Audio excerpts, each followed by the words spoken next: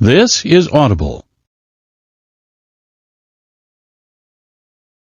Tantor Audio, a division of Recorded Books, presents Broken Nights by Michelle Hercules, narrated by Alex Kidd and Madeline Dower.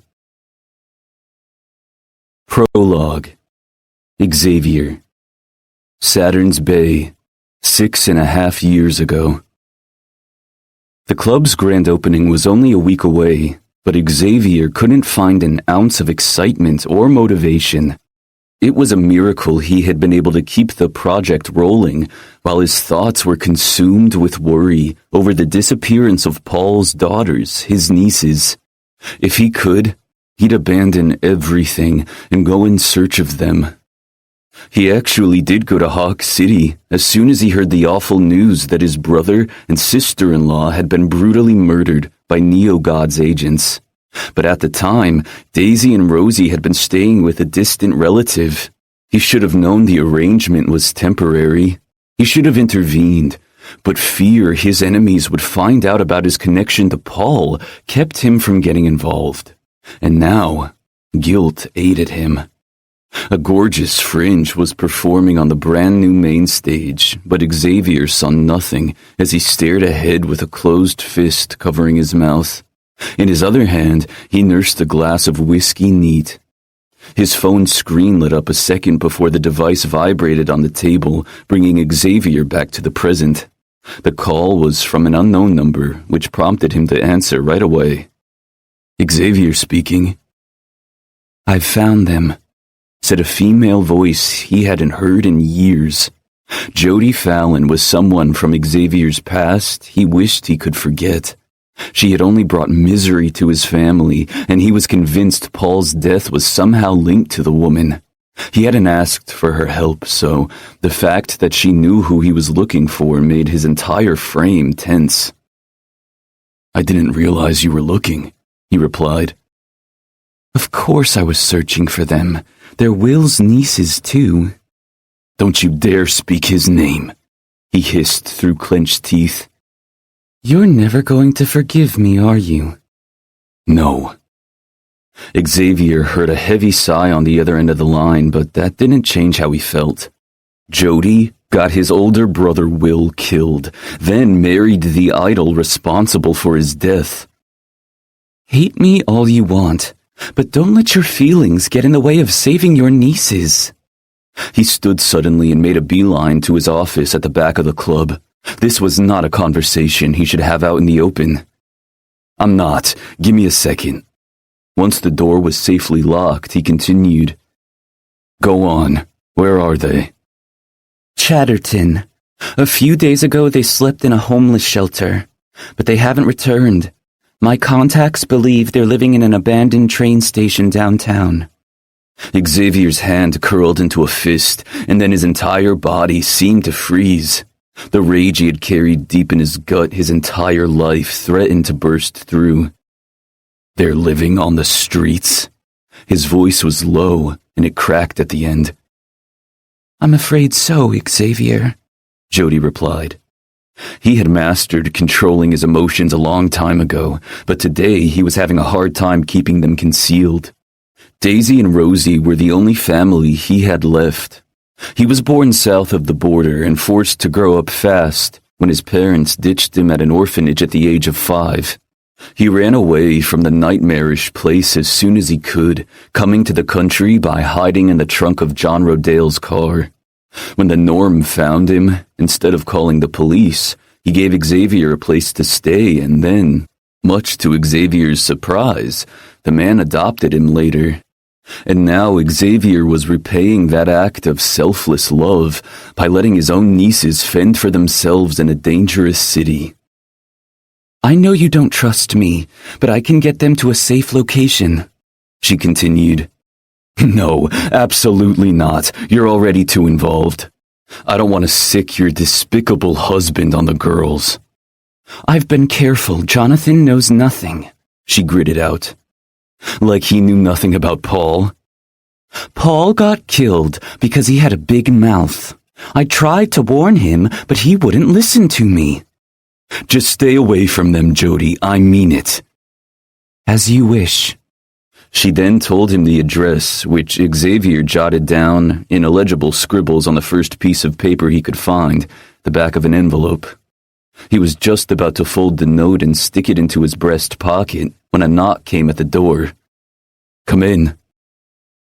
"Sorry to interrupt, Mr. X, but you have a visitor," one of Xavier's bodyguards announced.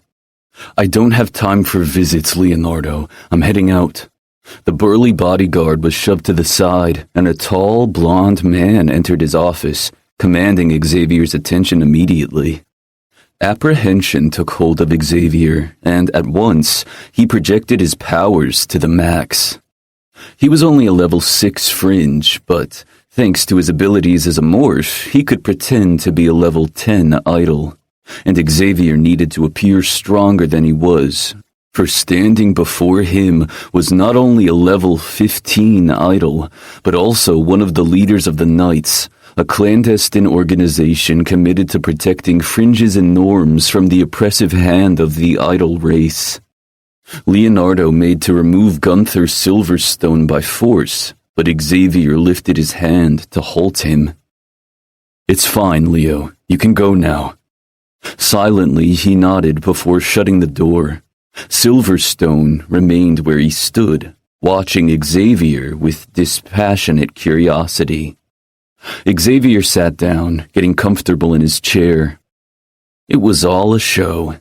Every nerve in his body was crackling with electricity, and all his muscles were stiff. "How can I help you?" "Xavier Rodale. You're a hard man to find." Xavier narrowed his gaze and clenched his jaw. Very few people knew his last name. "What do you want?" "Do you know who I am?" "I've seen your picture in the social pages of the newspapers." The man smiled tightly. "Let me rephrase. Do you know who I work for?" Xavier leaned forward, keeping the glower in place while his brain scrambled to find a situation where he might have slipped up, where the likes of Silverstone would suspect the nature of his gift. When he couldn't think of any, he replied, "You're part of the Knights." The man finally walked forward and then pulled up a chair. When sat down, he seemed relaxed, which only made Xavier tenser. "That's right." "Why were you looking for me?" "I have an offer for you."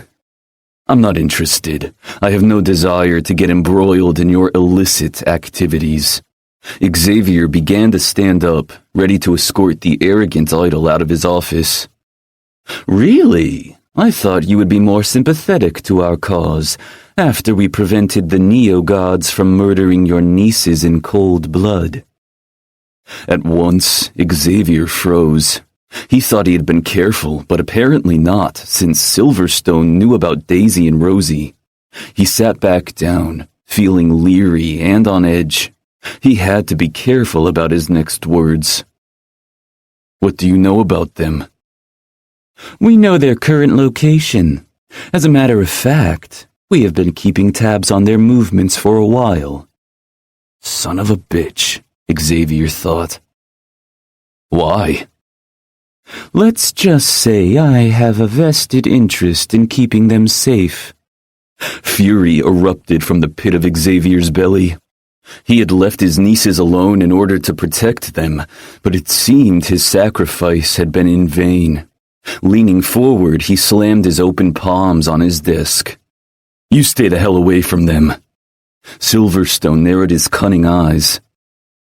"You should be thanking me. If it weren't for my agents, they'd be dead by now. You do know what happens to pretty girls who wander far from home." Xavier's stomach twisted savagely. He was young when he left the South, but he remembered the atrocities and violence against young girls and women who didn't have anyone to protect them. His head felt heavy all of a sudden, so he dipped his chin, closing his eyes for a moment. "I'm not trying to rub salt in your wound. I'm offering my help. I can take the girls from the streets and place them in a safe house until you're ready to claim them. Xavier lifted his head to stare Silverstone in the eye. He was usually a good judge of character, but he was having a hard time figuring out the idol in front of him. "What do you want in return?" he asked through clenched teeth. "I want you to come work with me." Xavier's eyebrows shot up while his blood ran cold. "Why?" "Because I could use someone with your special skills." Fear gripped Xavier's insides, twisting them in a merciless vice. His heart pounded against his ribcage as he stared at the idol. "My special skills?" he asked finally. "I know what you are, Xavier." Xavier's stomach bottomed out, and the instinct to flee took over. He would do it if his niece's lives weren't on the line. "And you still want me to work with you?" "Yes. I'm not like the majority of idols. I don't destroy people out of fear, and I know your kind has been hunted to near extinction." "Then you know why I can't work for you and risk discovery." "You won't be discovered. No one will know about your association with the Knights besides me, not even the other members." "Do you want me to work for you as a spy?" "Precisely. In exchange, I'll personally see that your nieces are kept safe." Xavier passed a hand over his face, feeling like there wasn't much he could do. Silverstone had him cornered. "Jody Fallon knows about them too. She offered me the same thing you did to keep Daisy and Rosie safe." "I know." Xavier wasn't surprised. He knew Jody better though, and that didn't give him much comfort. People would say to trust the devil you know, but in his experience, that was a load of crap. "I don't trust either of you, but Jody less so." "I take it you refused her offer." "I did. I was on my way to rescue the girls myself when you showed up." "Do you think now is the right time to bring children into your life?" Silverstone glanced at a promotional poster for Unearthly Desires. Xavier clenched his jaw while gripping the edge of the desk so tight his knuckles turned white. He knew he wasn't in the least prepared. If he brought Daisy and Rosie into his life right now, he might be putting them in even more danger. He let out a resigned sigh. "No, I need more time." "Then let me help you." Silverstone leaned forward eagerly. "What do you want with them?" "I have a theory. It might be nothing, but I believe one of your nieces is destined to save the world." "They're norms. How could they possibly do that?" Silverstone pierced Xavier with a hard stare. "You should not underestimate the power of norms." A great sense of shame took over Xavier. He knew better than anyone else what a simple norm could do. His own adoptive father, with one act of kindness, had made a deep impact in his, Xavier's, life. He had saved him. "I accept your offer, but I'll give you this warning. If you or any of the knights harm my nieces in any way, I will come for you." The corners of Silverstone's lips twitched upward. "I expect nothing less from you." 1. Daisy. Present day. My body is numb. My mind is whirling, and yet I can sense Rosie's stare burning a hole through my face as I pack my suitcase. "What?" I ask, without glancing in her direction. "You haven't said much since we got back." "Perceptive," I mumble. She walks over and sits on the edge of my bed. "How are you feeling?" "I don't want to talk about it." I shove a piece of clothing in the suitcase without bothering to fold it. "You can't blame yourself for what happened to Rufio." I whip my face toward her. "Really? I can't blame myself? I'm the one who took away his powers, Rosie. Who else am I going to blame? His father? The one who forced you to do it? Shaking my head, I look away. He used me, but that doesn't absolve me. I should have fought harder. She lets out a loaded sigh. Seeing Rufio reduced to a powerless Norm didn't make me happy like I thought it would. I've always wished that fate on every single ruthless idol I met, but I don't feel an ounce of satisfaction. Instead, I feel sorry for him. Even knowing Rosie's statement is a breakthrough for her, it makes me mad as hell. Don't ever let him know you pity him, I warn through clenched teeth. A pregnant silence descends over us. I shouldn't have lashed out at her, but I can't help the anger that's swirling in my chest. The immense guilt smothering me is wrapped in barbed wire. It cuts deep as it suffocates me. I have to find a way to restore Rufio's powers, but I don't know where to begin. Then, a light bulb flashes above my head. The antique book I got from Gifted Academy's librarian.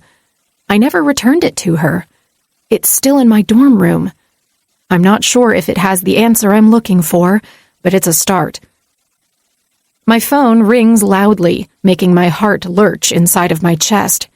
It must be one of my boyfriends, and right now, I can't talk to them. Are you going to get that? Rosie asks. Nope. I turn around and head to the bathroom. I've already packed everything from there, but I need to hide from Rosie's prying eyes. When I'm halfway there, she says, "It's Andromeda." I stop in my tracks, furrowing my eyebrows. Why would she call me now? Did something happen? I retrace my steps and grab my phone from Rosie's hand. Hello? Hi, Daisy. It's Andy. Are you still in Hawk City? Yeah, but not for long. We're heading to the airport as soon as everyone finishes packing. What's up? I hate to do this to you, but I need your help. I notice the tension in her voice, which raises all kinds of alerts in my head. What happened? Are you okay? I can't explain over the phone. Can you meet me in person? Yeah. Are you in the dorm building? No, I'm a block away from Paragon Academy. I'll text you the address. And please, don't tell your boyfriends. My problem is of the sensitive variety. Definitely not something I want to share with a bunch of guys. I wasn't planning on telling any of them, but Andromeda's remark sure as hell makes me curious. I wonder if her problem has anything to do with Stefan. I know Principal Fallon wants to return to Saturn's Bay as soon as possible, but she can wait a little longer. Andromeda has saved my ass countless times. I'm not going to turn my back on her now. Okay, don't worry. I'll be there in a few. When I end the call, Rosie stares with a question in her gaze. What happened now? Andy needs my help with something. I'm going to meet up with her. She stands. Can I come? I don't want to be alone right now. Sure, but promise me you won't be rude to her. A blush creeps up Rosie's cheeks while guilt shines in her eyes. I know I've been acting like an ungrateful brat lately. I see now that I was wrong to put every idol in one bucket of evil. Yeah, you were wrong, I reply, though not to be mean. I'm done sugarcoating things for her. But I'm glad you can see that now. Better late than never, right? She lifts her gaze to mine. Right. Well, if we want to sneak out without a security detail, we'd better get going. I'm sure one or all of your boyfriends will be here any minute. Rosie isn't wrong. No sooner do we step foot in the hallway than I sense Morpheus and Bryce getting near. They must be inside the elevator. We need to take the stairs, I say. We break into a run. If I can sense them, they can probably sense me as well. Crap. That won't leave me much time to find out what Andromeda needs. By the time Rosie and I reach the ground floor, her breathing is coming out in bursts. Shit. Why are we running? I sensed Bryce and Morpheus nearby. They're probably on their way here. What are they? Bloodhounds? Something like that. Come on, let's go. We race out of the gates of Paragon Academy, following the directions I typed into my phone. It leads to an intersection where there are more commercial buildings than residential homes. Restaurants and small convenience stores are still open and bursting with activity. The directions lead away from the busy pedestrian traffic into a narrow alleyway between buildings. Soon, the cacophony from the street behind us fades away. Rosie steps closer to me, pulling on the sleeve of my jacket. Are you sure you have the correct address? I check Andromeda's text again. Yes. This doesn't seem right. A sense of dread licks the back of my neck, giving me goosebumps. I'm getting a bad feeling about this, too. Something small crashes ahead of us, making my heart leap up to my throat. Tense now, I focus on my powers, letting them flow freely through me. Andy? I call. Someone steps from the shadows, and my heart expands in relief when the small street light shines over Andromeda's lavender hair. Hey, Daisy, thanks for She stops abruptly as her gaze settles on Rosie. Why is your sister here? You said not to bring my boyfriends. I didn't think you would mind Rosie. I'm not here to be a brat, I swear, she says. Andromeda drops her chin for a second. At the same time, her chains fall from her wrists and circle around her. I really wish you had come alone. She throws her arms forward, launching her deadly weapons in our direction. Rosie screams, and I'm too slow to block Andromeda's attack. Her chain wraps around me faster than I can blink, squeezing me like a boa constrictor. She yanks both Rosie and me forward, and trapped like that, we both fall on the dirty ground. What the hell? Why are you doing this, Andy? I thought you were my friend. She glances in my general direction, her blind eyes cold and hard.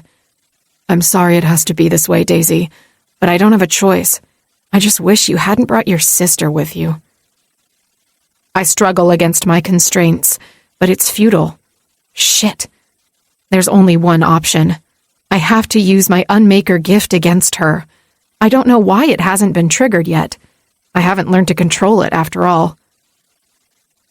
I focus on the energy in her chains, using it as a guide to the source of Andromeda's power in her core. But when I try to pull it into me, I can't. Damn it. She's stronger than I am. No wonder my powers weren't triggered automatically. Andromeda!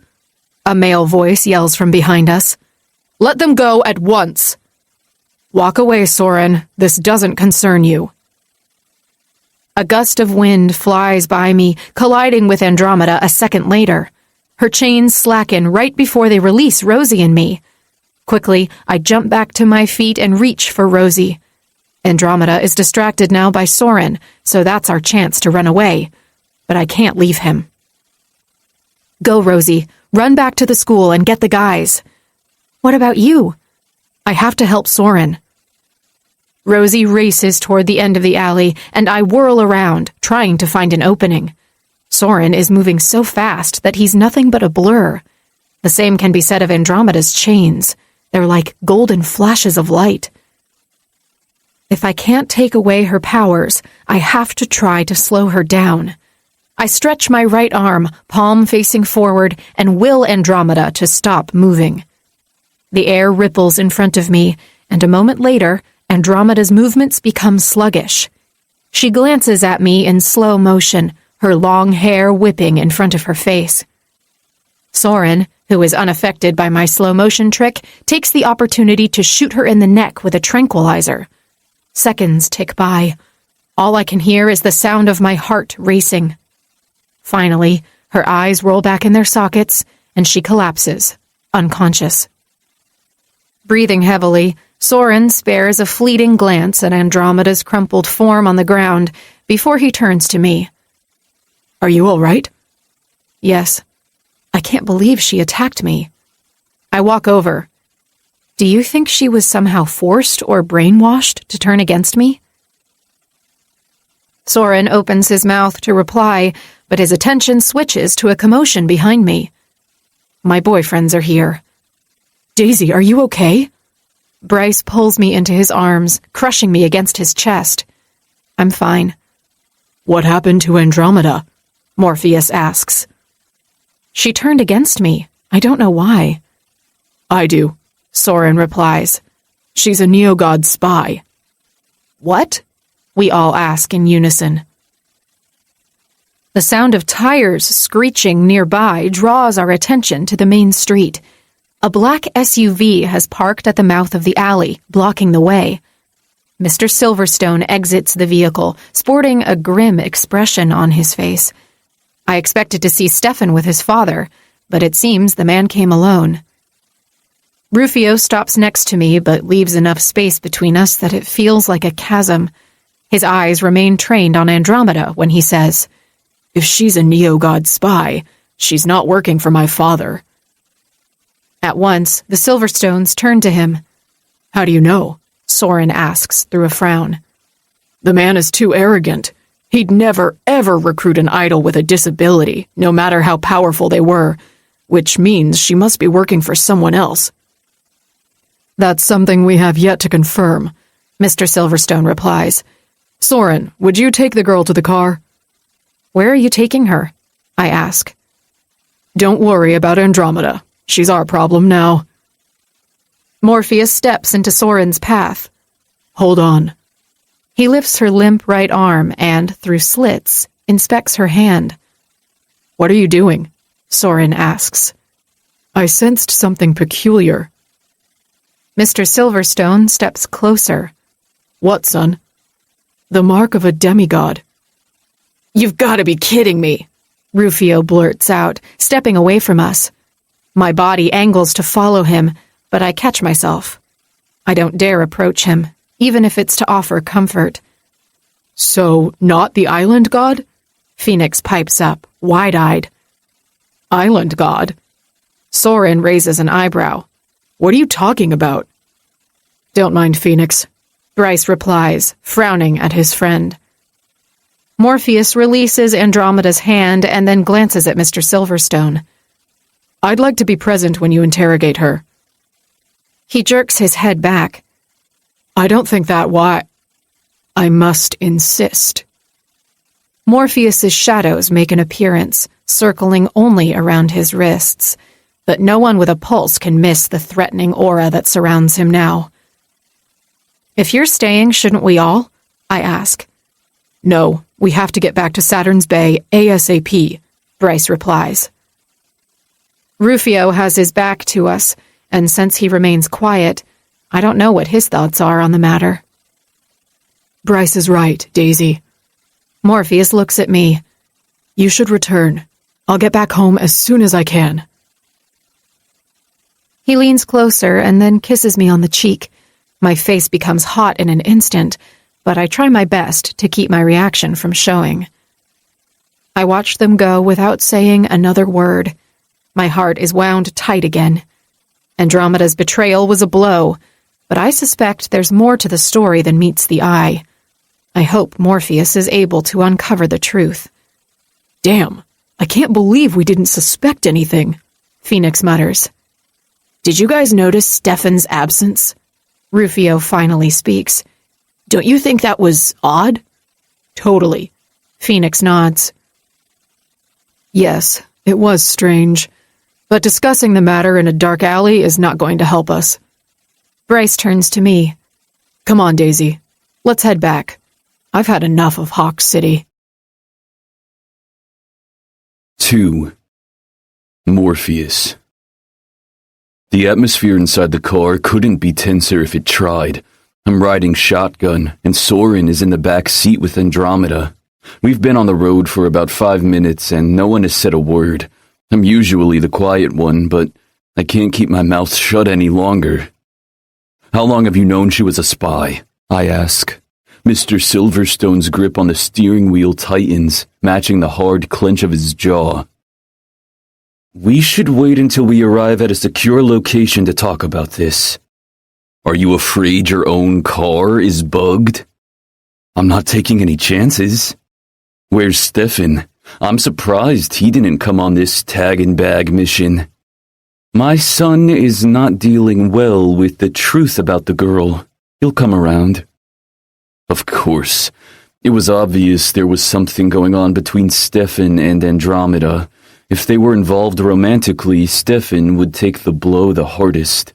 But I'm only making assumptions, and that leads to nowhere. I need facts. But as much as I'd like to keep grilling Mr. Silverstone, I don't want to waste my breath. He'll only talk when he's ready. It takes another 20 minutes to arrive at a house in the suburbs of Hawk City. Not exactly where I imagined a night's secure location would be. Mr. Silverstone parks the van in the garage, and only when the door is shut does Soren exit the vehicle with Andromeda in his arms. She's still out cold. What did you do to her? I ask. Tranquilizer.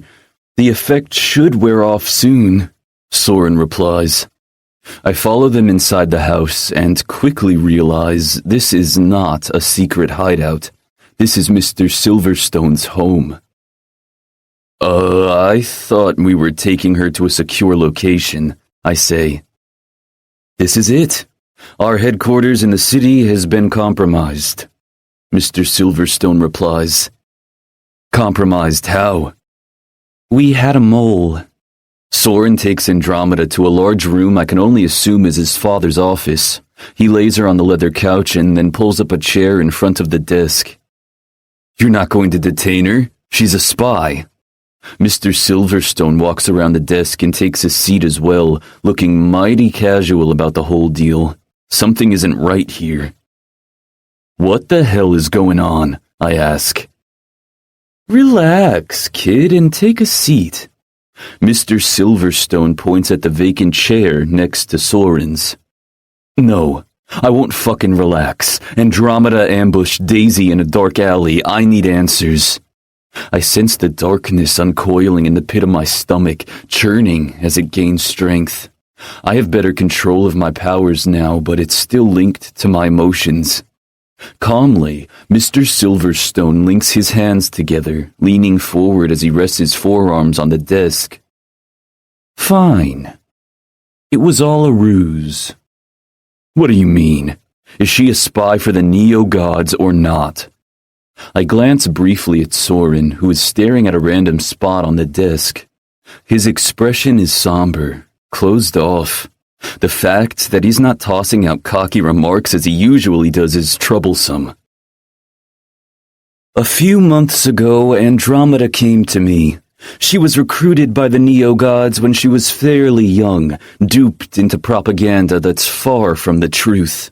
Like many other Neo-God members, she regretted her decision immensely, but once you take the pledge, it's almost impossible to get out. Finally, I begin to get a clearer picture. She's working as a double agent, isn't she? Well, yes. But the information she's been giving to the Neo-Gods is mostly harmless to us. However, we now know that there's dissent among their ranks, and that's something that can greatly benefit us. Rufio was right. She isn't working for his father.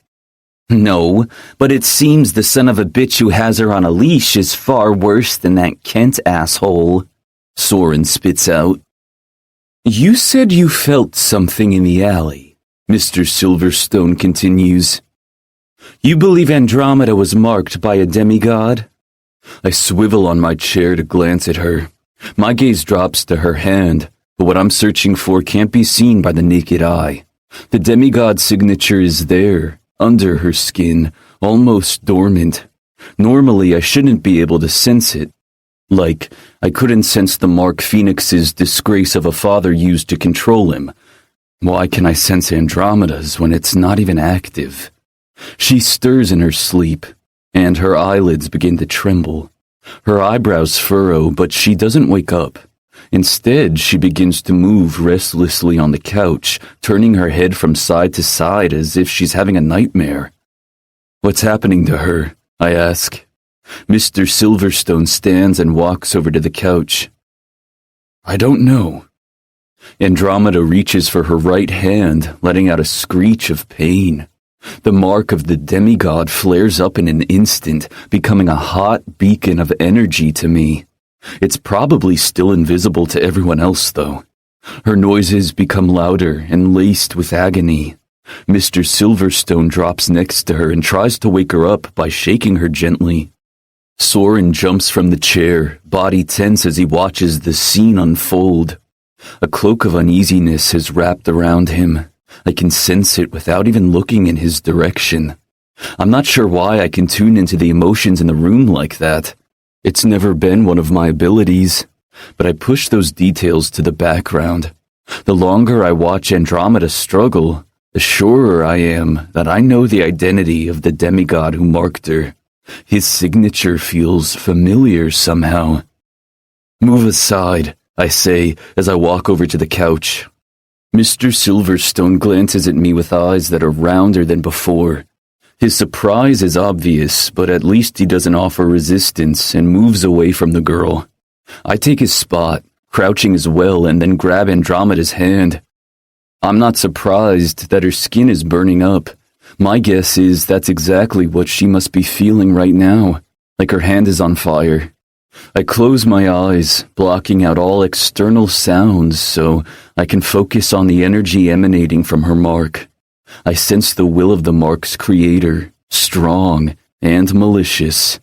I try to block it, stop the pain it's inflicting on Andromeda, but the harder I try, the further I'm sucked into the dark chasm of the mark's power.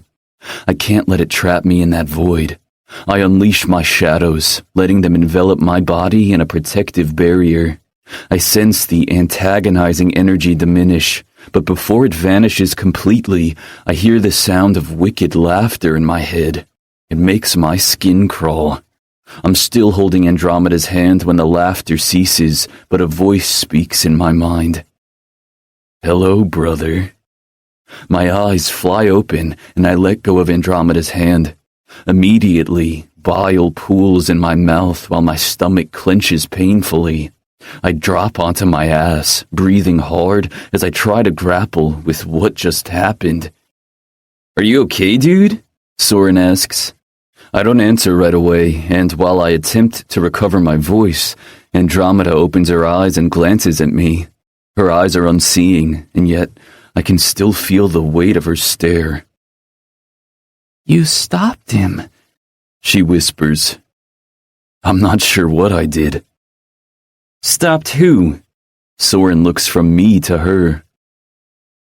"The neo-god who controls me." She sits up. I get back on my feet, still jittery from the battle I waged in the nether. "Did you know who he was when you pledged your life to him?" "Do you mean, did I know he was a neo-god?" "No, did you know he was a demigod?" The blood drains from Andromeda's face, turning her complexion even paler than before. "Nathaniel is a demigod?" "If that's his name, then yes, he's a demigod." Her shoulders sag forward. "Now everything makes sense. No wonder he wasn't worried about Daisy using her Unmaker powers against him." "Why would a demigod pose as an idol and join the neo-gods?" Soren asks. "It makes no sense." I pass a hand over my face. "I don't know, but not all demigods are created equal. Some have limitations. I acquired this knowledge once I learned about my lineage. The thought is bitter, but my lingering feelings of low self-esteem are not important right now.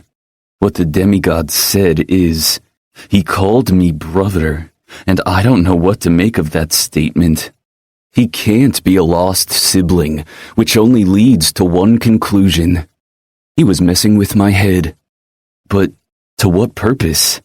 Andromeda throws her legs to the side of the couch but remains seated. She massages her right hand while keeping her chin dipped low. "He wants Daisy," she says. Fear and anger mingle, forming a cold dagger that pierces my chest. All neo-gods are gunning for her now that they know she's the Unmaker. But adding a demigod to the list of people who want to harm Daisy only makes everything worse. Maybe Nathaniel is working for the island god. Fuck. "He's not touching a single hair of hers," I grit out. He doesn't want to kill her. He's collecting powerful idols. What for? Soren asks. I don't know. He never told me. An idea springs into my head, but first I need to know what the Knights want to do about Andromeda's boss. What was your plan? The only people who know Andromeda is a neo-god are those in this room and Stefan. I haven't disclosed her double agent status to the rest of the Knights, and I intend to keep it that way. It's a smart move. The fewer people who know about it, the less likely it is her cover will be blown. He doesn't know Andromeda was captured, right? I don't believe so, Mr. Silverstone replies, glancing in Andromeda's direction. He doesn't know. It's why he was punishing me. He does that when he thinks I'm blowing him off. But he knows now that I helped you, I say. So you're going to bring me to him. She lifts her chin, piercing me with such an intense stare that it almost feels like she has X-ray vision. And you think he's going to welcome you with open arms without retaliation? He won't retaliate. What makes you so sure? Soren asks. She said he collects powerful idols, right? You're looking at one. Soren snorts. Cocky much? Andromeda tilts her head to the side, narrowing her gaze. You're not an idol. Soren whips his face to hers. Come again? She ignores him and keeps staring at me. You've been masking your powers all this time. You're a demigod. 3. Daisy. My mind is still whirling as I board the small private jet. Andromeda being a spy makes no sense to me. She saved me countless times. She even killed a neo-god, for crying out loud. And there's no way that encounter in the alleyway was planned. Something isn't right. But unfortunately, staying in Hawk City for another day to find out the truth wasn't an option. Principal Fallon was eager to return to Saturn's Bay as quickly as possible. I hope Morpheus can get to the bottom of it. The tension inside the plane is so thick, it's smothering. I'm sitting next to Bryce, and Phoenix is across from me, but neither speaks much. Principal Fallon is in the seat across the aisle, presumably sleeping. I honestly doubt it. I wouldn't put it past the woman to pretend to be asleep so she could eavesdrop on our conversation. Too bad she's out of luck and no one is talking. Rosie and Toby are sitting behind me, and Rufio took the farthest seat from us as possible. He's in avoidance mode, but as painful as it is, I'm glad. I still can't look him in the eye. There's no amount of excuses or pleas for forgiveness that can make things better. I thought we would strategize during the flight, but perhaps Principal Fallon doesn't think it's safe to talk about the Knights and the Neo-Gods in public. The Knights are still considered criminals. Terrorists, even. My chest becomes tighter when I finally have the time to think about the implications of the events of Hawk City. The guys and I were probably caught on camera fighting that gang of Fringes. Does that mean we're wanted by the authorities now? One of the Neo-Gods was Hawk City's chief of police. All Bryce's father has to do is make a call, and we're doomed. I gasp out loud, earning Bryce's, Phoenix's, and Rufio's attention. My gaze locks with his for a fleeting moment, but Bryce's hand on my arm draws my eyes away from Rufio's cold stare. What is it, Daisy? What do you think is going to happen now? Is your father going to send the police after us? Bryce rubs his jaw. I don't know what he'll do.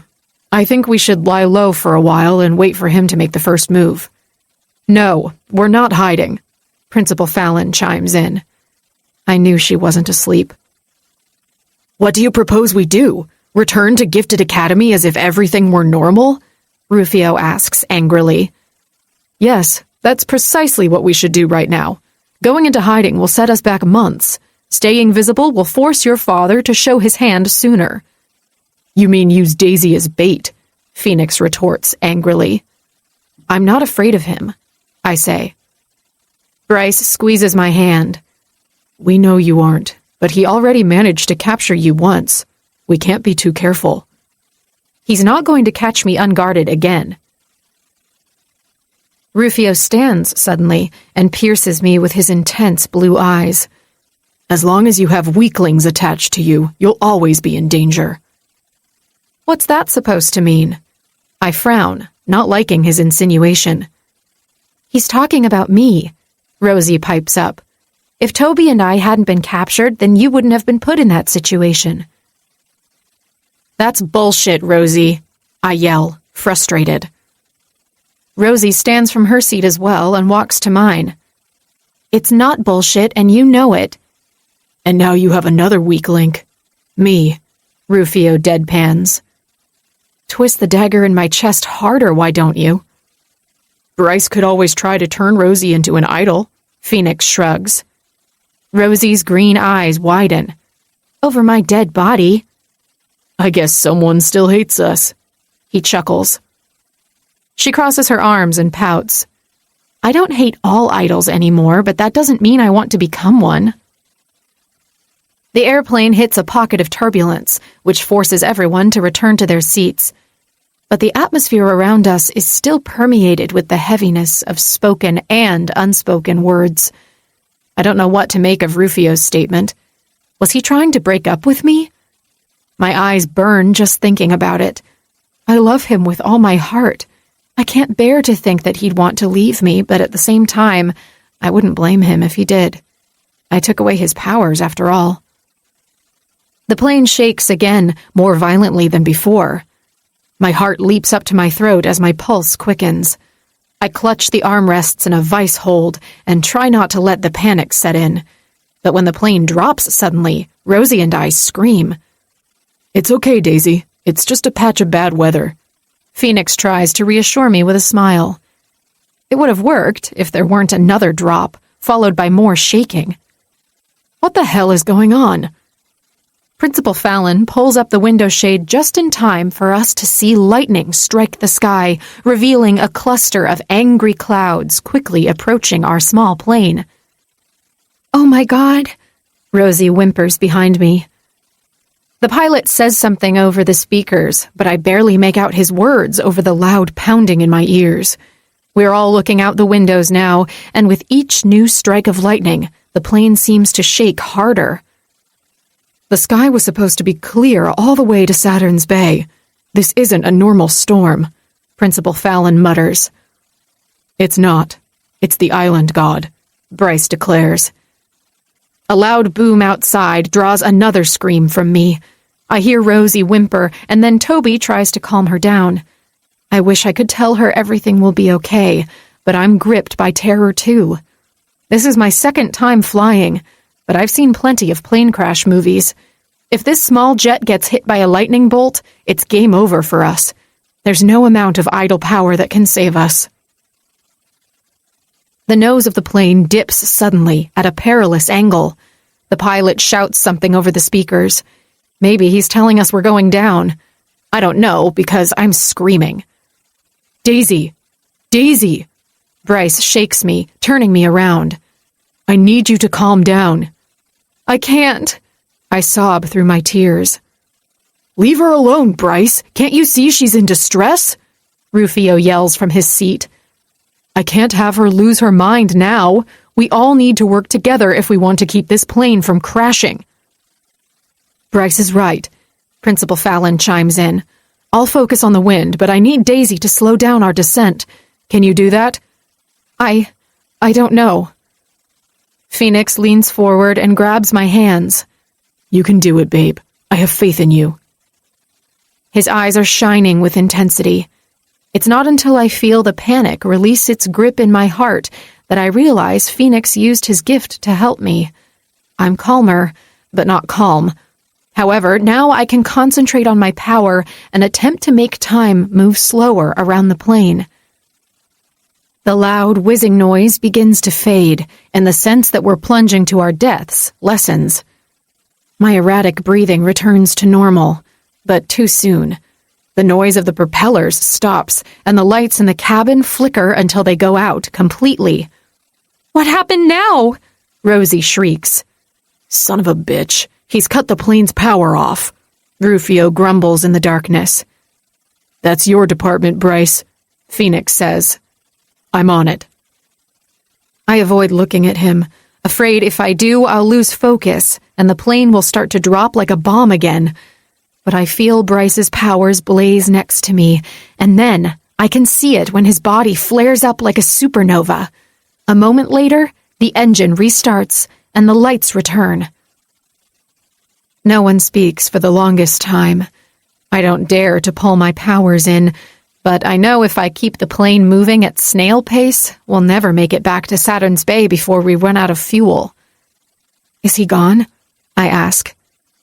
I don't sense his presence anymore, Bryce grits out. I let go of my powers then, sinking into my seat and closing my eyes. I've never sustained the slow motion trick for this long before, and now I feel drained. It's another minute or so before someone nudges my arm. I blink my eyes open lazily, coming face to face with Rufio, who is leaning over me. I sit up straighter in an instant. Are you okay? He asks. Yeah. You weren't moving. He takes a step back. I think I pushed myself to the limit. He doesn't reply, and his expression doesn't change from the cold mask he's wearing. I can't begin to understand what's going on inside his head. I'm going to check on the pilot. Principal Fallon heads for the cockpit. Rufio returns to his seat, leaving me filled with doubt. Don't mind my brother, Bryce whispers in my ear. He's never dealt with change well. He'll come around. Bryce is trying to make me feel better, but all he did was make me angrier at myself. I have to bite the inside of my cheek to avoid snapping at him. I can't take my frustrations out on him.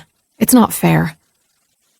Principal Fallon returns, sporting a frown that can only mean she's the bearer of bad news. What now? Bryce asks. Barring any more natural disasters, we should make it back to Saturn's Bay in one piece. That's good news, Phoenix says. Why the sourpuss expression, then? Principal Fallon narrows her eyes to slits.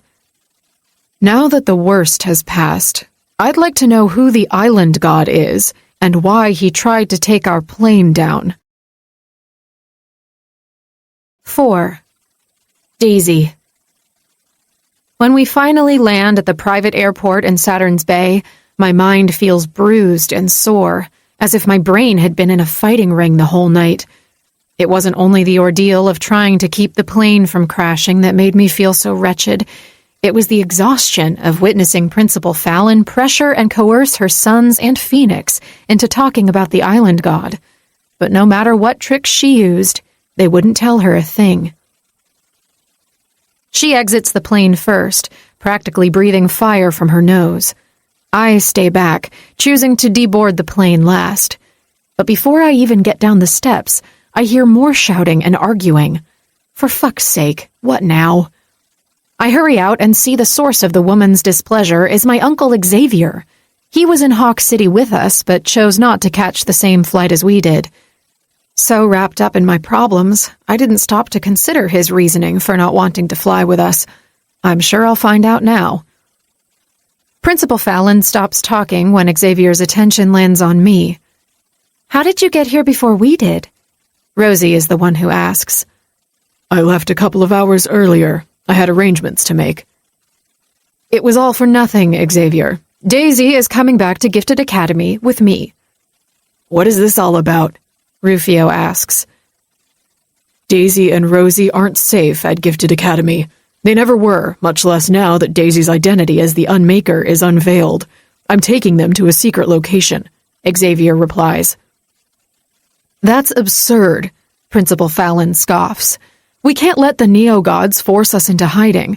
I discussed this topic on the way here with the boys and Daisy. We all agreed that the best we can do now is act like nothing is amiss. No, we didn't all agree. Rufio takes a step forward. I think Daisy and Rosie should go with Mr. X. What about Toby? Rosie asks, clutching her boyfriend's arm tight. I'll be okay, sweetheart. He smiles at her. I'm all for keeping the girls safe, Phoenix pipes up. This wasn't what we agreed on, Xavier, Principal Fallon grits out. I need access to Daisy at all times. We're at war. Sorry, Jody, that's out of the question. Daisy will be there to assist the knights when it's needed, but she won't be at your beck and call. Do I have a say on the matter, or are you going to make all the decisions for me? I butt in, sick and tired of everyone discussing me like I'm a prop, an object. Of course you have a say, darling, Xavier replies in a much softer tone. I glance at Rosie, so small and frightened, and then I seek Phoenix's, Bryce's, and last but not least, Rufio's gazes. This doesn't feel like I'm making a decision about my safety. It feels like they're making me choose between my family and the men I love. This place you're taking us, is there room for the guys too? Xavier's eyes reveal surprise before he's back into business mode, cold and calculating. Yes, they can come too. No, I won't allow it. Bryce and Rufio are coming with me, Principal Fallon snaps, displaying a loss of control for the first time ever. Mother, you can't force us to do anything, Bryce replies calmly, but I'll return to Gifted Academy with you. My heart sinks. I can't believe Bryce is choosing to go back with his mother. He looks at me, an apology filling his eyes. Then he moves on to glance at Rufio. You should go with Mr. X, brother. It's not safe for you at school anymore. When I thought Bryce couldn't hurt me any more with his words, he sucker punches me in the stomach. And worse, I have to take in the pain without making a peep. First of all, he's not doing it on purpose. And second, he's right about Rufio. Powerless, he'll be easy prey to the other kids. I'm sure he made quite a few enemies while he was at the top of the food chain. I can't believe his mother isn't even considering that. She's a hateful bitch. My decision is clear. I'm not returning to Gifted Academy, and I want Rufio, Toby, Phoenix, and Morpheus to come with us. Phoenix walks over and casually throws his arm around my shoulder. Babe, I'll go wherever you go. I never liked school anyway. At once, my powers flare up, and I begin to pull his powers into me. Damn it! I can't keep letting this foreign magic run amok. I step away from his embrace before it's too late. You're coming with us, right, Toby? Rosie looks up, eyes full of hope. He tenses on the spot, and his face twists into a guilty expression. As much as I would like to come, I have to return to school. The upcoming war hasn't distracted me from my goal. I want to be a doctor, and for that, I need a proper education. At least someone is thinking, Principal Fallon mutters, much more composed now. Rosie's crestfallen expression makes my heart ache for her, but she recovers quickly and puts on a brave face. I understand, Toby. I glance at Rufio, hoping to catch his eyes again. I'm upset that Bryce feels the need to return to Gifted Academy, but he can take care of himself. If Rufio doesn't come with me, I'm going to spend my living hours consumed with worry that something terrible will happen to him. I don't trust his mother one bit. Rufio, are you coming with me or not? Principal Fallon asks. He raises his chin, staring defiantly at her. Not.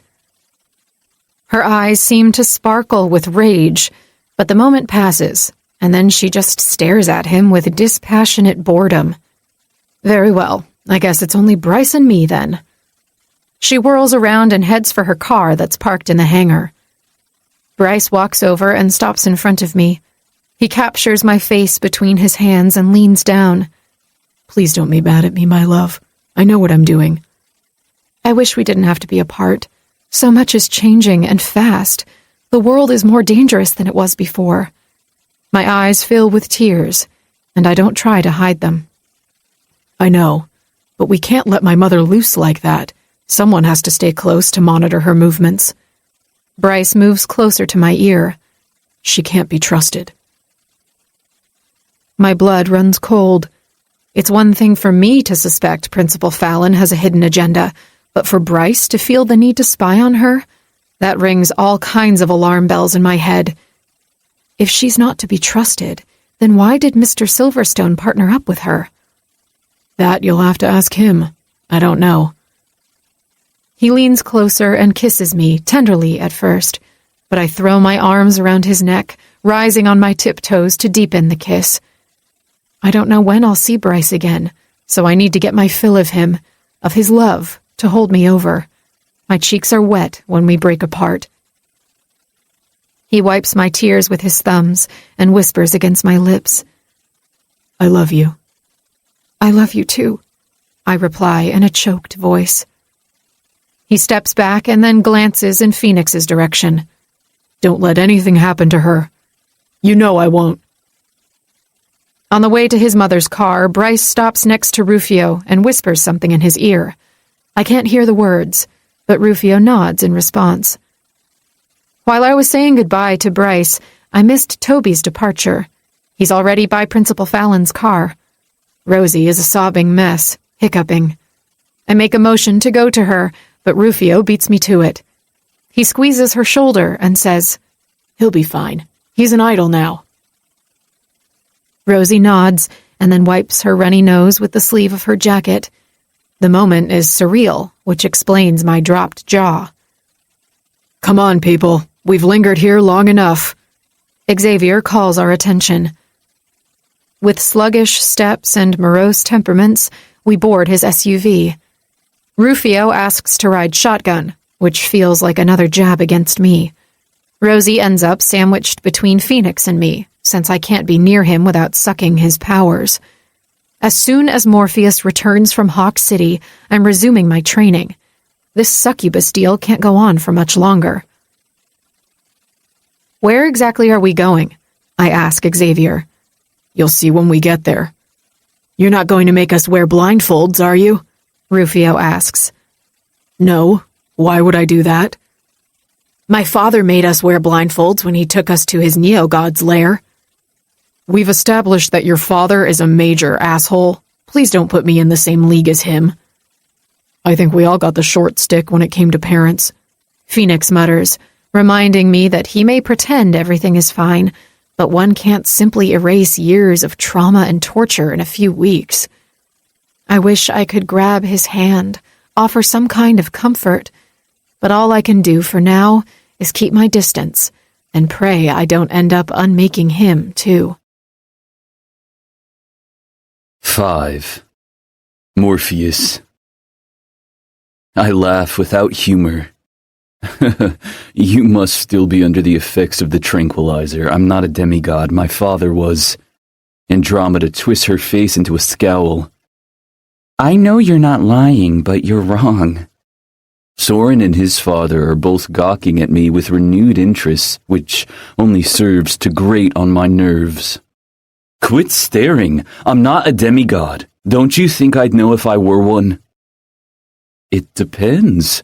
Like you said at the alleyway, not all demigods are created equal.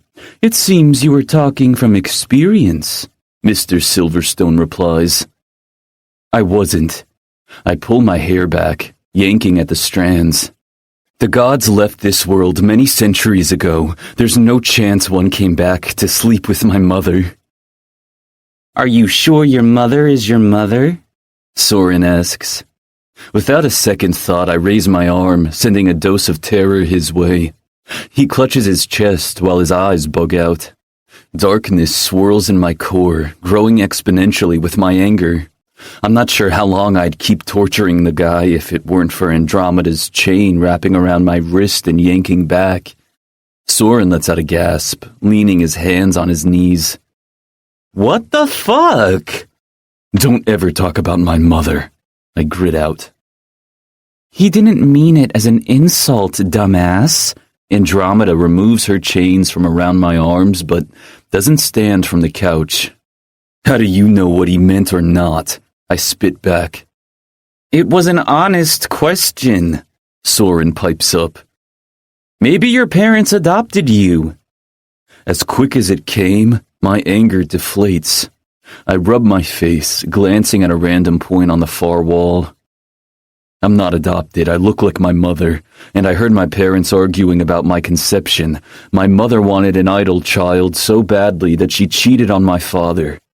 I've always assumed she was able to summon a demigod to sleep with her, but maybe I was wrong. I shake my head. No, that's not possible. If I were a demigod, I wouldn't have spent most of my life at the mercy of my powers. What do you mean, son? Mr. Silverstone asks. My shadows. They used to take over my body. They've almost managed to kill me a few times. My mother had to procure a special bracelet set to keep them contained. Mr. Silverstone's gaze narrows. It's possible that those bracelets did more harm than good. By suppressing your demigod powers when they manifested, your fringe lineage became stronger.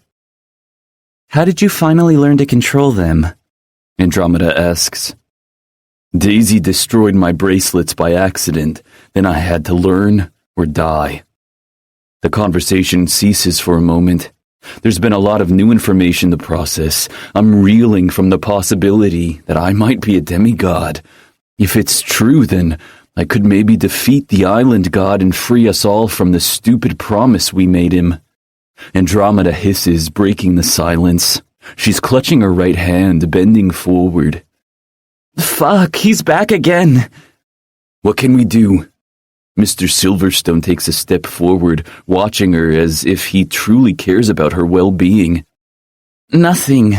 That son of a bitch wants to talk to me, most likely to ask why I failed to bring Daisy to him tonight like I had promised. Where's your phone? I ask. Here. Mr. Silverstone hands me the device. We kept it to support our former plan, which was to keep Andromeda prisoner to buy us more time. That doesn't help her with the torture, I retort. I know. We were working on a way to remove that mark from her. Bryce and Rufio had a block in their heads, which was also the work of the neo-gods. Only Daisy was able to remove it from Bryce. I don't think Daisy can help me, Andromeda grits out. If Nathaniel is a demigod, then surely his mark is beyond the skills of the Unmaker. Her phone rings with an ominous sound that makes me question the girl's taste. That's him, she says. What are we going to do now? Soren looks at his father. We can't let him keep punishing her. I give her the phone. Answer him.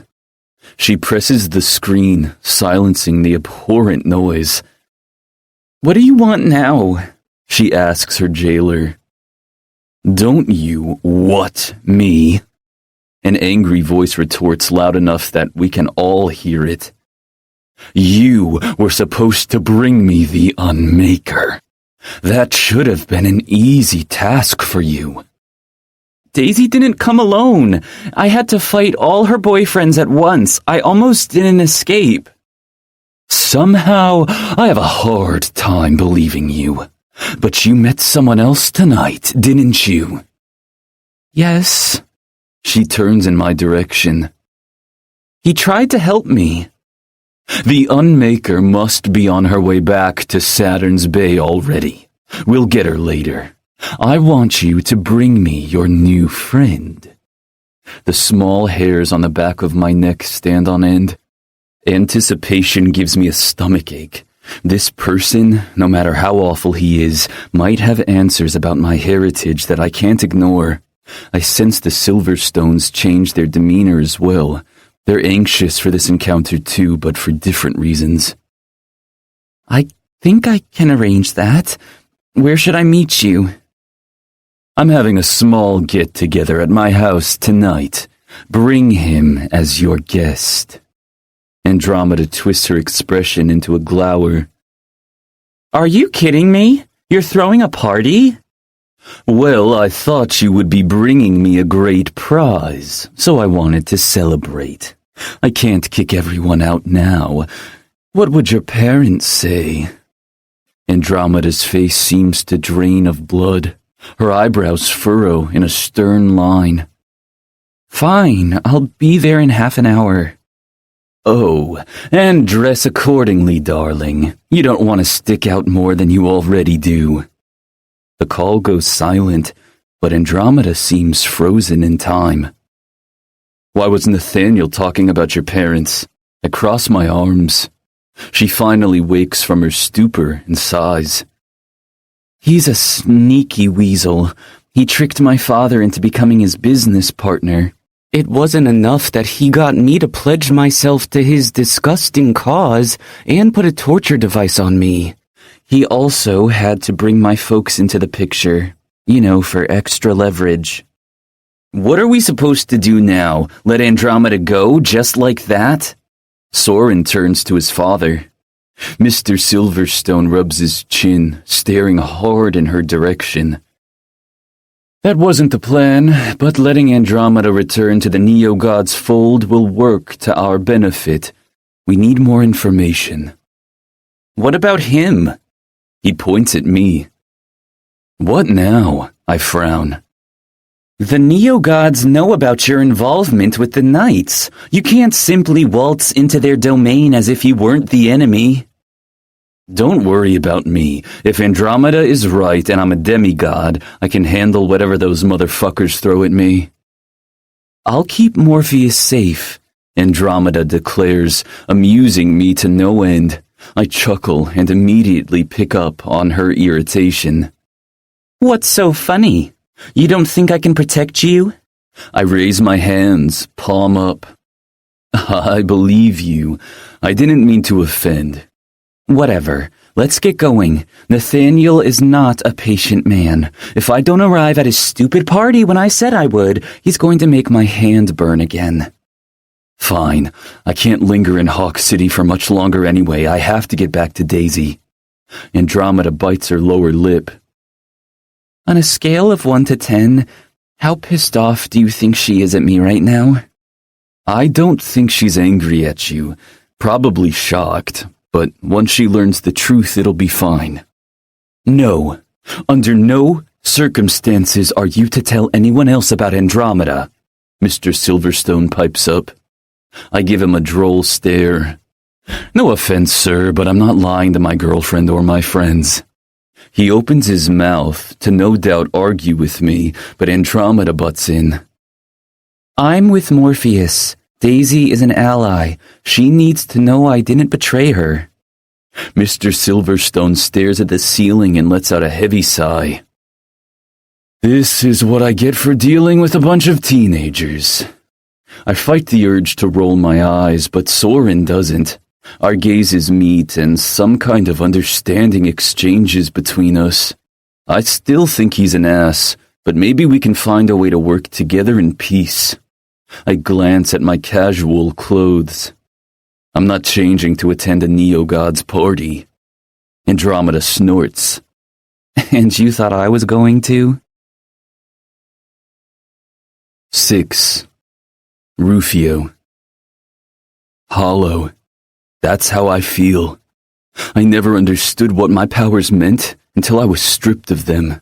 They were an intrinsic part of me, and now I'm not even sure who I am anymore. My identity was linked to my abilities, and now that they're gone, I'm nothing. Vapor. I've been avoiding Daisy. I don't want her to see that I'm an empty shell, not the man she fell in love with.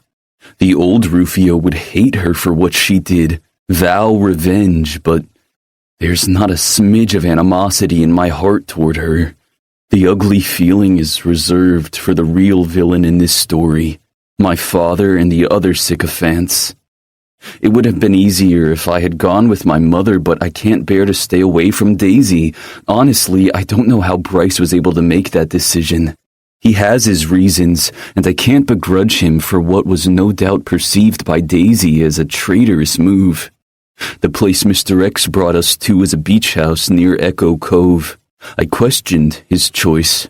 The house is the furthest thing from what a secret hideout should be like.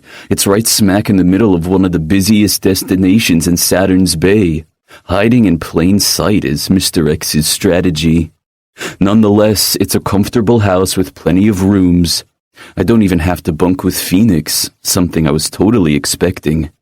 As soon as we arrived, Mr. X offered us food, but I refused and retired immediately to my new quarters. I wasn't hungry despite not having eaten anything in hours. It's already morning, but since no one was able to shut their eyes on the flight here, the first order of business was to catch some Z's. If only I could shut my eyes and relax.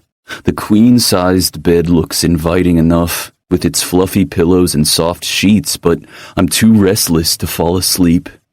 I wait until I don't hear a sound in the hallway and slip out. If I can't sleep, then I might as well do a little exploration. The beach house is spacious and light. Big glass windows give anyone in the house an unobstructed view of the ocean. It was the first issue I pointed out to Mr. X. Any onlooker from the beach would be able to see us as well. I forgot that Mr. X wasn't born yesterday, though. Those windows are mirrored from the outside.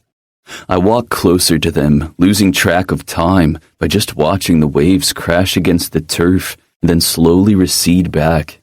It wasn't that long ago that Daisy almost drowned in those waters.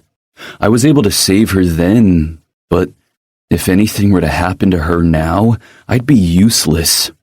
A boulder sits on my chest, caving it in. I meant what I said to her. I'm another dead weight attached to her ankles, dragging her down. She won't let go of her sister, understandably so, but she should cut me loose. She doesn't need me. I flatten my palms against the glass, leaning forward until my forehead meets the smooth surface. Fuck, what am I gonna do? Rufio? Warmth spreads through my chest, easing the heaviness. Daisy's voice is like a caress against my bruised heart. I almost think she's just a figment of my imagination. I didn't sense her approach, after all. But when she stops next to me, understanding dawns on me. I've lost my sensitivity to auras along with my powers. An elephant would have been able to sneak up on me and I wouldn't see it until it was right in front of my face. You couldn't sleep either, huh? She continues. Wordless, I push myself off the window and turn around, ready to leave, but she grabs my arm, halting me. Don't go, please. What do you want from me, Daisy? I ask without making eye contact. I want you to look at me for starters. With a heavy exhale, I do as she asks, and like a sandcastle, my heart crumbles into a pile of dust. Her beautiful hazel eyes are filled with regret and guilt, which only makes me feel worse. Stop that, I say. Stop what? She releases my arm. Stop feeling guilty for what you did. It wasn't your fault. She takes a step back, but I can still see her lips quiver. Damn it, Daisy, don't you dare cry on me. Quit telling me what to do or how I should be feeling. With a jerky swipe of her arm, she dries off a rogue tear that escaped her eye. I turn away, pulling my hair back hard until it hurts. I welcome the pain. I can't deal with your torment on top of everything. Please don't shut me out, Rufio. I'm hurting too, and there's nothing you can do about it. She steps closer and places her hand on the middle of my back. I'll find a way to restore your powers, even if it's the last thing I do. I pivot on the spot, reaching for her arms. I won't allow you to risk your life for me, Daisy. You've done enough. She winces at my words, and I don't understand the reason. What I'm asking her is not that far-fetched. I know I've done plenty. I unmade you. Fuck, that's what she thinks I meant? I cup her cheeks between my hands. No, that's not it. You've helped us plenty. You've risked your life to save us even though none of us deserve it. Shut up. Don't say that, and I already told you that you can't order me around. If I want to risk my life to save yours, I will. Why are you so stubborn? I press my forehead against hers, breathing in her sweet perfume. The heady scent goes straight to my head, making me dizzy, but not because she's stealing my powers. There's nothing left for her to take. I'm unsteady for different reasons. My craving for her has not diminished. If anything, it's grown exponentially, and now there's nothing deterring me from claiming her. I bring my lips to hers, prying them open hungrily. It's been too long since I could kiss the girl I love like this, and I plan to savor every second of it. Daisy curls her fingers into my shirt, bringing me closer to her. Her tongue mingles with mine with the same urgency. I run my fingers through her hair, grabbing a fistful of the strands and tilting her head to the side so I can devour her mouth thoroughly. She releases my shirt to circle my waist with her arms. An enticing moan escapes her lips, spurring me on. My entire body is on fire, even my bones. My cock is pressing hard against my jeans, and I've been without sex for so long that any little friction could be my undoing. No, I can't lose control of my body like that. The only way my cock is going to explode is inside Daisy's sweet pussy. I pick her up and with urgent steps veer for the nearest couch. I'm too lost in my lust to make it to my bedroom. Everyone is asleep anyway. We're all alone. Daisy sits on the couch and, without letting go of me, pulls me on top of her. I fit snugly between her legs, but my jeans are in the way. Hold on. I jump back to my feet and remove the pesky barrier as fast as I can, which, considering I no longer have enhanced idle speed, isn't fast enough. I push the bitterness aside. I can't let it sour this moment. Daisy is wearing soft flannel PJs that provide easy access for my greedy fingers. I drop on my knees and then tug on the elastic waistband with my teeth. She threads her fingers through my hair, arching her back. "Rufio, please don't torture me like that." "I'm not trying to be mean. I just want to taste you first. It's been so long." I pull her pants down, but not all the way, only enough to reveal her simple cotton panties. I kiss her pussy over the fabric, then lick her down the middle, drawing a whimper from her. Fuck, I'm not going to last long like this. My balls are already tight, ready for release. Just one taste. I pull the fabric aside and immediately place a kiss right above her clit. Her hips buckle, but I keep Daisy in place so I can have a better sample. I lick her bundle of nerves with a long and low swipe of my tongue. She makes a disgruntled sound in the back of her throat, then slings her arm across her face. Shit, she's close. I can feel the tension in her legs.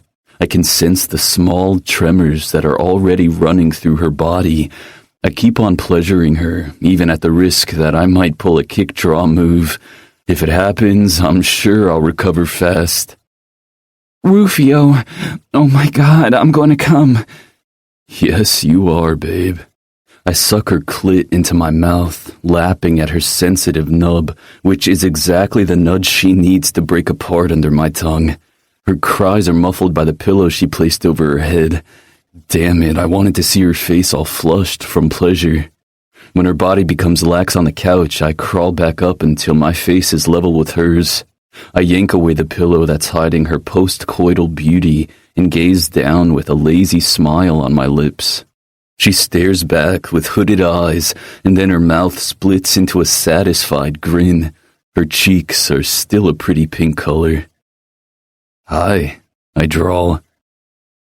"You said you just wanted a quick taste." "True, but you know me. I'm such a glutton for you." With a rotation of my hips, I nudge her entrance with the tip of my erection. Daisy opens her legs wider and brings her knees up. I try to go slowly to prolong the sensation, but she's too slick. Besides, it seems my dick is in command now. A tremor ripples down my body when I'm completely inside of her. I close my eyes for a brief moment, fighting the wave of pleasure that's threatening to sweep me under too soon. Daisy captures my face between her soft hands and brings me down for a long, delicious kiss. Fuck restraint. I'm not going to last long if I move at a snail's pace. I pick up my pace, and soon I'm pistoning in and out of her like the sex-deprived man I am now. Her kitten moans mix with my grunts. I'm trying to keep the noise down, but I feel too good, and being quiet is quickly turning impossible. We're going to wake the entire house, she whispers against my lips. I don't care. Oh shit! She tenses underneath me. I stop moving and lean back. What's wrong? We forgot protection. There hasn't been time for me to get on birth control. With a curse lodged in my throat, I close my eyes. I don't have any. I don't want you to stop. I open my eyes again, immediately getting lost in hers. I can pull out. Okay. Okay, I repeat, then claim her lips again. The brief pause didn't do anything to diminish my libido or help me last longer. Not even a minute later, I'm unable to fight my own body. I pull out as fast as I can, then hide my face in the crook of her neck and cry out as I empty myself on the couch. I don't move from my spot for several beats while Daisy and I try to catch our breaths. It's not until she tenses that I lean on my elbows. What is it? I hear a groan nearby, which propels me to sit up on high alert.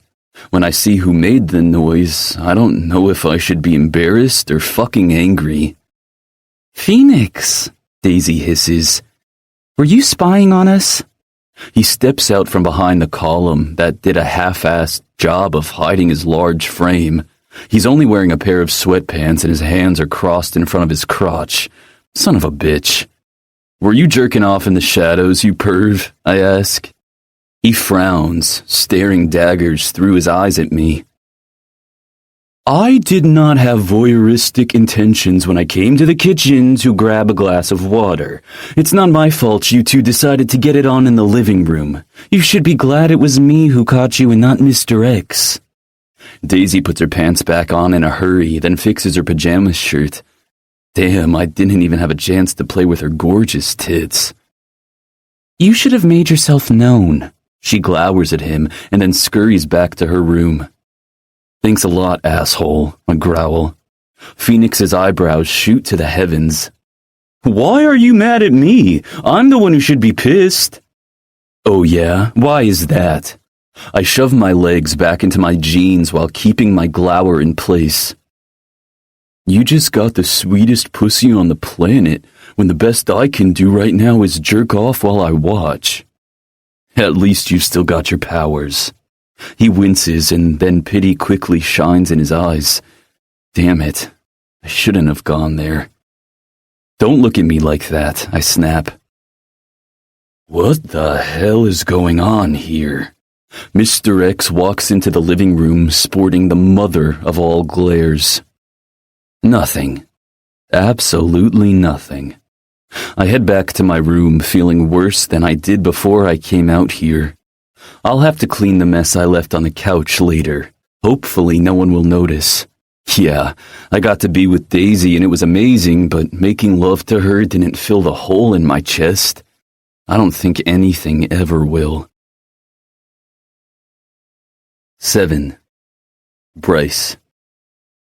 The drive back to Gifted Academy campus is quiet, but not more pleasant because of it. Mom can be just as aggravating when she's not speaking. Her closed-off expression and the hard clench of her jaw tell me she's thinking of a plot to get her way. She's seething that Mr. X swept in and pulled the rug right from under her feet. And I'm so fucking glad he did. It's one thing for me to agree to my mom's scheme. I'm doing it with my eyes wide open. It's a very different story to let her use Daisy for her wicked plans. Mom parks in front of the main school building, but she maintains her gaze on the street when she finally breaks the silence. I expect to see you and Toby in class today. The clock on the car's dashboard flashes 6:30. There won't be time for a quick nap. I'm fine, but poor Toby looks worse for wear. Sure thing, Principal Fallon. He gets out of the car, but I don't move to do the same. I can sense my mother wants to say more to me. We need to commence recruiting ASAP. Start with the low-level fringes. They'll be more motivated to join the cause. Bitterness pools in my mouth. The reason those poor kids will be easy prey is the constant bullying that my mother allowed to happen under her watch. It's possible she knew about my gift of idol creation all along, but how? You let them suffer at the hands of stronger students on purpose, didn't you? You're talking gibberish. Why would I do that? To have those students exactly where you wanted them, desperate for a way to fight back. You speak as if I knew you would develop the ability to create idols. I whip my face to her. Didn't you? She meets my stare without flinching. Of course I didn't know. Go on now. I have to get to work. Yeah, like I believe your lies. I get out, but before I close the door, I lean in. Oh, I forgot to mention this earlier. Your assistant, Bethany Walkers, is a neo-god.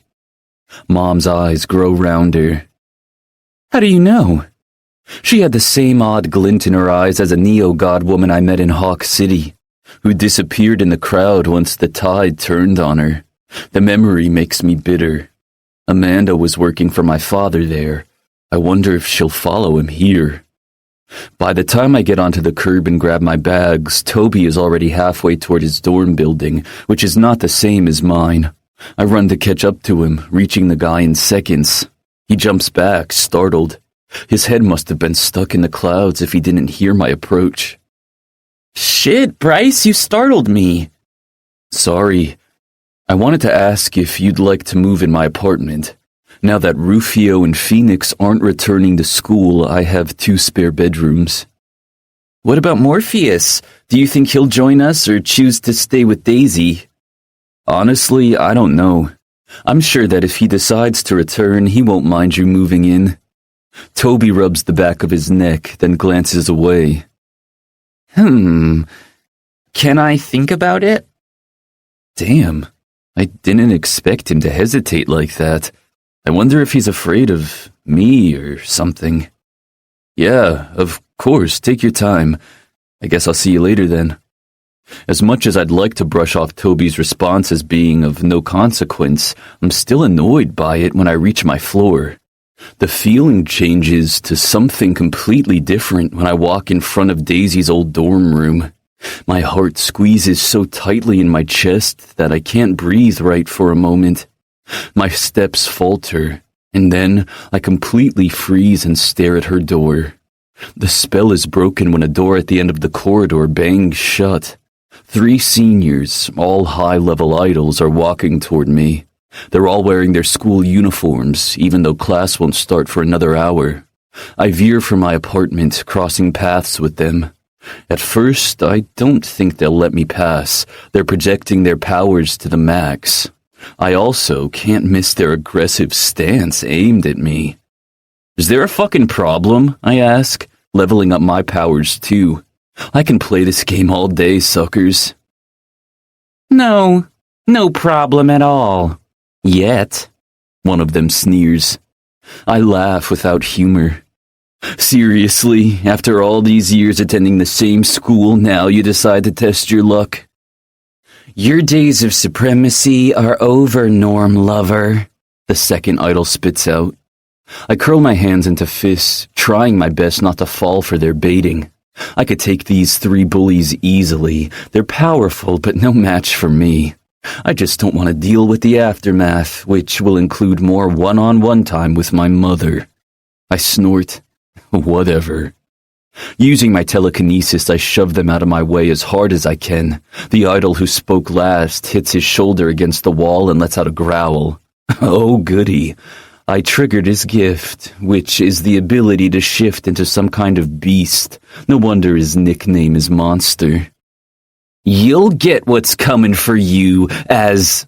I snap my fingers, cutting off his tirade. The gesture is only for show. My mind is all I need to bend the air around the guy's throat to do my will, which is to block his airways. Not all telekinetics are able to do that. What were you saying? I ask. One of his friends lifts his arms, displaying steely knives instead of fists. Let him go.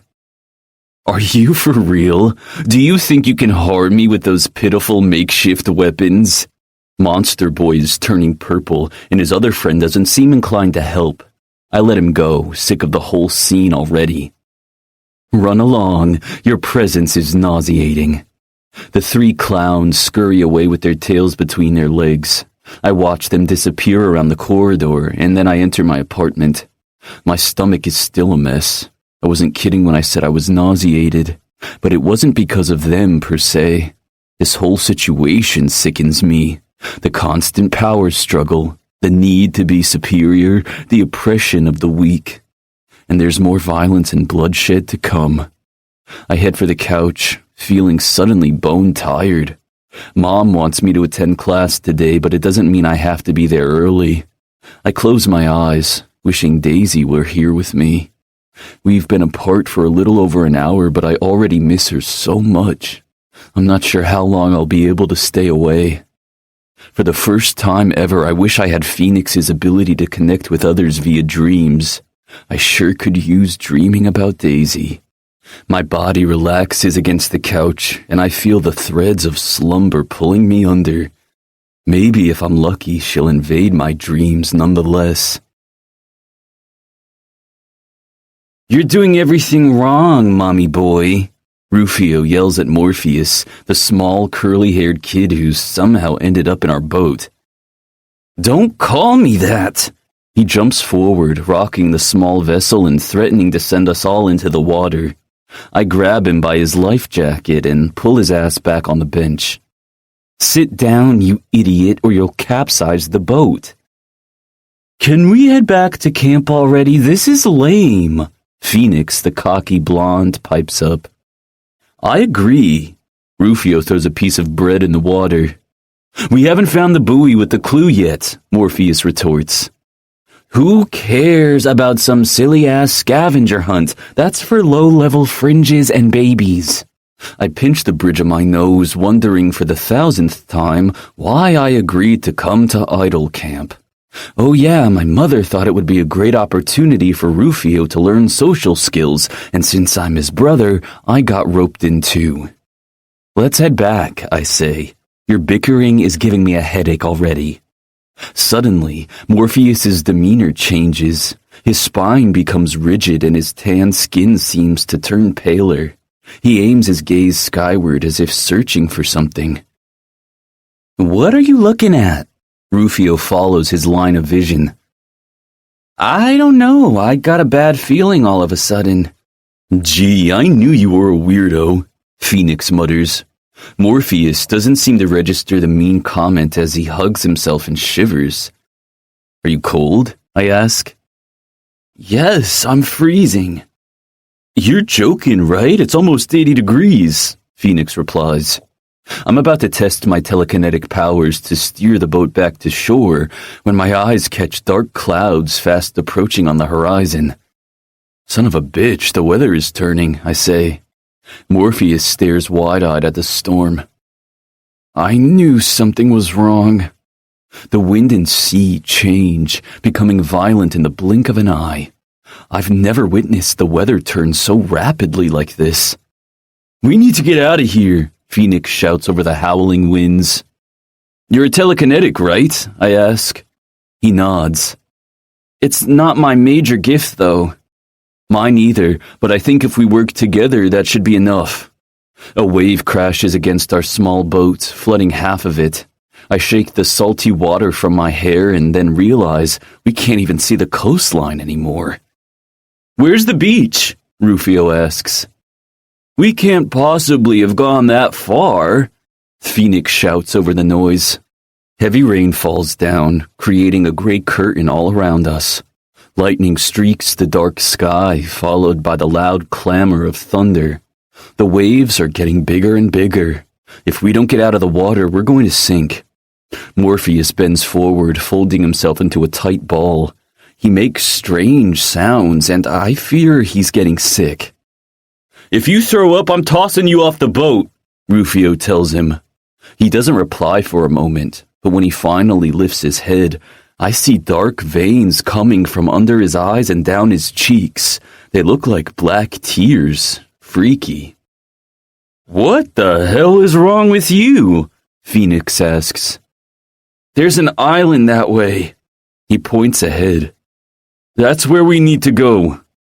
I glance in the direction he's pointing at, but there's nothing but a great gray wall. There's nothing in that direction besides the open sea. Trust me, the island is there, he grits out.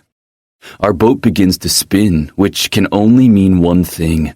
We got caught in a whirlpool, but that doesn't make any sense. Fuck, come on, Phoenix, help me out here. I focus my power on moving the boat away from the whirlpool and toward Morpheus's invisible island. Phoenix gets with the program, and together we make the boat move as fast as if it had an engine. Guys, you need to add more juice. There's a massive wave coming our way, Rufio warns. I glance over my shoulder and curse when I see the monstrous wall of water that will for sure crush us. We're not going to make it, Morpheus yells. I want to tell him he's wrong, but there's no time. The wave catches up with us, sending our boat to the depths of the ocean when it folds on top of our heads. All I feel at first is an intense pressure that keeps me from moving. My body is like a rag doll being yanked around by a rabid dog. Then comes the burning in my lungs. I'm drowning in a sea of bubbles and foam. I can't see shit, but I have to pick a direction and go for it before the lack of oxygen makes me pass out. I kick my legs with everything I have, and after what feels like an eternity, I break through the surface with a loud gasp. The storm is still raging and the sea is even more violent than before. Rufio! Phoenix! Morpheus! I yell as loud as I can. The first bobbing head I see is Phoenix's. I swim in his direction, fucking glad he listened to me and wore his life vest. I reach for the strap and turn him around. Are you okay? His eyes are wide and frightened. The arrogance from earlier is gone. Now he just looks like the kid that he is. Yeah, where are the others? I don't know. I search our perimeter, seeing nothing but dark waves and small pieces of wood, the remnants of our boat. Bryce! Rufio calls in the distance. I reply, and we play a wicked game of Marco Polo until finally I spot my brother's dark head swimming in our direction. He's dragging Morpheus with him. Thank goodness. Is he alive? Phoenix asks when Rufio reaches us. I'm fine, Morpheus replies. So very cold. Can you still tell us where that island of yours is? I ask. In that moment, a cascade of lightning slashes the sky, hitting the beach of a tropical island several times. In the last hit, the face of an angry man seems to appear in the dark clouds. It's gone in the blink of an eye. Did you see that? Phoenix asks. Yeah, Rufio replies. I thought I imagined it. Come on, we have to reach the island before it disappears from view. This is a mistake, Morpheus whines. Shut up, mummy boy. You were the one who told us to get to the island, Rufio retorts angrily. Morpheus doesn't complain about the nickname like he did before. He keeps repeating, This is a mistake, all the way to the shore. 8. Morpheus. The cab drops Andromeda and me off in front of a huge mansion in one of the best neighborhoods in Hawk City, and also one with the highest prices for square footage in the country. Disgust spreads through my chest like a disease. It's not surprising that this Nathaniel guy, being a demigod, is swimming in riches. Until Daisy came into my life, I never stopped to think about the inequality in the distribution of wealth. My parents weren't rich, but we lived comfortably. I'm ashamed to admit I let my idol status go to my head and adopted the majority's way of thinking that the only people who mattered were idols. 3 large security guards, all high-level fringes, block our path when we approach the gates. I'm quick to assess their levels, confirming what I suspected. They're on the cusp of idol status. All 3 are level 9. But you won't see an idol working security detail. That's not how our world works. I wonder if they're Neo-God's agents. This is a private party. Please leave at once, one of them says. I'm a guest, Andromeda Belfour, she replies with an air of boredom. The second security guard glances at the tablet in his hand, and after a moment he looks at Andromeda, then at me. I don't miss the scrutiny he gives my ensemble. I need to see some form of ID, he tells her. Her aura flares up as her power surges within her small frame. She takes a step forward, revealing her golden chains, which are now pointing at the guy. Is this identification enough for you? The corners of my lips twitch up. It's hard to contain my amusement when three grown-ass men look terrified in front of the force of nature that's Andromeda. I'm fucking glad she's on our side. No, that's plenty. Welcome to the party, miss. They part, allowing us to pass. What a bunch of dumbasses, she mutters while we're still within earshot. Couldn't agree more. Do you think they're with the neo-gods? I whisper. I have no idea. I haven't met many members, only Nathaniel and a couple of his goons when he kidnapped me. I stop in my tracks and touch her arm. Wait, when was that? Not too long ago. Soon after my recruitment, I realized I had made a terrible mistake. I cut off my communication with Nathaniel completely for years. He only started to pester me recently. I guess when he got whiff of the Unmaker. The darkness inside of me begins to churn. I clench my jaw tight, focusing on keeping my rage under control. I can't lose my shit in front of all these people. That is, not until I discover what Nathaniel knows about my past. We resume our walk toward the mansion. There are two more suits manning the double doors, but besides a sideways glance, they don't try to block our entrance. Lively music echoes against the smooth walls and high ceiling of the entry foyer. Ahead of us, there's a grand staircase worthy of a classic Hollywood movie. Everywhere I look, there are ostentatious displays of excess, from the crystal chandelier to the painted mirror display above the staircase. Andromeda hisses, clutching at her hand. Is he hurting you again? I ask. Yes, we must be late. On impulse, I take her hand in mine. The power of Nathaniel's mark feels like burning ice to me. Wisps of shadows sneak around my wrist, slowly snaking around Andromeda's. For once, they're not trying to smother me. On the contrary, they're seeking to counter Nathaniel's power. I sense his presence diminish until the tension in Andromeda's hand eases. Thank you. That helped, she says. Let's go find the jackass. I can't wait to try my powers on him in person. I know where he is now, she grits out. With shoulders squared, she moves toward the sound of the party. The mansion has a grand ballroom which is bursting with mostly idols. But there are also fringe guests in the mix, which surprises me. Granted, they're on the edge of idolhood. As we move through the crowded space, I sense several stares aimed in my direction. Maybe I should have asked to borrow a suit from Mr. Silverstone. I stick out like a sore thumb in my faded jeans and hoodie, drawing too much attention. When Nathaniel said he was throwing a party, he really meant it.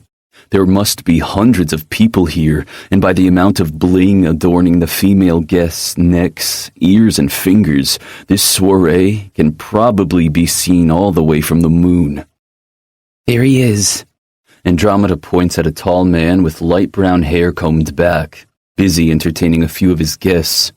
He has the look of a charmer with a dazzling smile and fine features, but it's his dark and magnetic powers that draw his victims to him. I can see it as clearly as day. Oddly, my own powers react to the man, almost as if it recognizes him somehow. Hello, brother. His words echo in my head again. Is he really my brother? If so, what kind of god sired us? Obviously nothing good if I inherited the power to put fear into people's hearts. Still laughing at his guest's joke, he turns to us. When our gazes meet, I feel like I've been sucker punched. His eyes are nothing like mine, but they look as familiar as if I had been staring at my own reflection in the mirror. Excuse me, I must greet some very special guests, Nathaniel says to his friends, then strides in our direction. For all Andromeda's cockiness, she's tense and a little afraid too. I can easily pick up that type of negative emotion in others since I'm a fearmancer. She knows now that her fate is in the hands of a being far more powerful than she is. Andy, I'm so glad you could make it. He smiles broadly, showing perfect white teeth, but his mirth wilts when he glances at her casual clothes. Tisk, didn't I ask you to dress appropriately? I'm sorry, is this not okay? She glances down, pretending to check her clothes. Is my ass showing? He narrows his eyes briefly, then turns his attention to me and extends his hand. I'm Nathaniel Wilcox. You must be Morpheus Malik. I hesitate to take his hand for a second, unsure what's going to happen when we touch. But fuck, I'm not going to let him know I'm wary of him. We shake hands, and when nothing happens, I'm a little disappointed. The feeling doesn't last long. His voice enters my mind, low and dangerous. You attempted to help Andromeda just now. I advise you to quit trying to mess with my recruit. You don't want to get in my way, little brother. I'm not your brother, and get the fuck out of my head. Nathaniel recoils, a physical reaction to my mental shove. His eyes flash with anger, and I brace for his retaliation. You've met Morpheus. What now? Andromeda pipes up. Nathaniel's grin slips into a chilling smile. Now we'll get to know on. He stops abruptly and diverts his attention to the crowd. My, oh my, this evening is turning out to be quite magnificent. I follow his line of vision, finding the source of his amusement right away. Stefan is here, making a beeline in our direction. He took the dress code seriously. He's wearing a perfectly cut tuxedo that makes him look like a movie star. Women turn their heads to watch him pass, but he only has eyes for Andromeda. Why is he here? She asks in a small voice. I invited him, naturally. This is a party for the creme de la creme of Hawk City society, after all. What's the matter, Andy? You don't like the surprise? Stefan stops near us, sporting the coldest mask I've seen him wear. He spares Andromeda a glance full of loathing that makes me feel bad for her, even if she can't see his glower. She's completely enamored with the guy. Welcome, Stefan, Nathaniel greets him. I'm delighted you could join us this evening. I know you've been busy these days. Yes, extremely busy. His blue eyes become sharper. No one speaks for a moment, and the longer the silence extends, the tenser the atmosphere becomes. I have no idea what Nathaniel wants, but I didn't come here to witness a staring contest. I open my mouth to get the answers I came for, but then all the lights in the room go out. The crowd lets out a collective gasp of shock. Immediately, I reach for Andromeda, finding nothing but empty space where she was a second ago. Fuck. I search for her signature with my senses, but there's nothing but an endless void. What the hell is going on? A cold hand clamps around my arm, and then Nathaniel's laughter sounds nearby. Are you afraid, little brother? I shove him as hard as I can, and he lets go. Where the fuck am I? The absolute darkness begins to lighten into gray until a familiar landscape reveals itself. The island from my nightmares. I'm standing on its sandy beach, and before me, there's the tropical forest that looks innocent enough, but hides deadly secrets. Nathaniel is a few feet away from me, looking at the forest too. What's this place? He asks. You don't know? You brought us here. He glances at me with eyes that are widely innocent. No, I didn't. A massive cloud formation converges on top of the lush jungle, crackling as bolts of lightning pulse inside. The face of the island god appears before us, filling my chest with dread. I never thought I'd see the day you two would meet, the god speaks. Who are you? Nathaniel asks. Lightning shoots from the sky, hitting Nathaniel square on his chest. The force of the impact sends him flying backward, and he's still caught in the electric current when he lands near the shore. Damn it, I guess he wasn't lying when he said he didn't bring us here. I run to where he landed, while the island god's laughter booms as loud as thunder behind me. The veins on Nathaniel's neck strain as he rides the electroshock.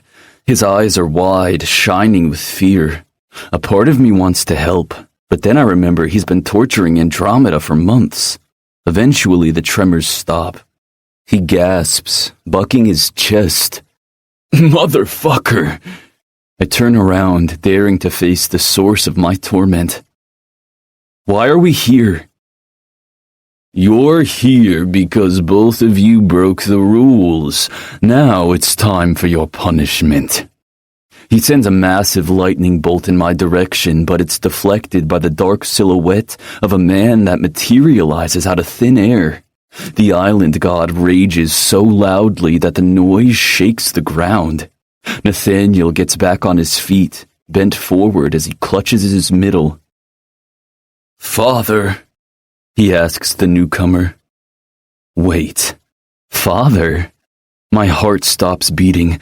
I can't breathe. The man looks over his shoulder, and the only thing from his profile that I can see peeking from the shadows is his fiery eyes. He lifts his arm, palm facing us, and says, Go. My body is yanked back by a great force, and the island of horrors vanishes from my sight. There's a brief moment when I feel and hear nothing, but then I'm back at Nathaniel's party, the sound of merriment suddenly too harsh in my ears after the absolute silence of my trip back. The lights are back on, and all the guests are acting like nothing is amiss. I peer to my left, finding Nathaniel there, looking as astonished as I am. Who was that man? I ask. He rubs his face, not meeting my eyes. You'd better leave, kid. I think I've had enough of high-octane adventures for one evening. He walks away, still slightly hunched. I should follow him and demand answers now that he's vulnerable, but something holds me back and I don't know what. It's not a premonition, I don't think. Damn it. This evening turned out to be a complete bust. Instead of answers, all I managed was to acquire more questions. I begin to move toward the ballroom's exit when I remember Andromeda. Shit, I'm really out of it. I search my surroundings but find no sign of the lavender-haired girl or Stefan. Hell, where did they go? 9. Phoenix. I wake up with a gasp, panicked. I'm in an unfamiliar room, but that's not the reason my heart is beating so fast that it seems it's going to crash through my rib cage. I had a nightmare, and judging by the sweat on my forehead and the lingering feeling of disgust underneath my skin, I can guess what it was about. I don't dare even think his name. After the morning's fiasco with Daisy, I return to my assigned room. I lay on the bed with zero hopes that I'd fall asleep.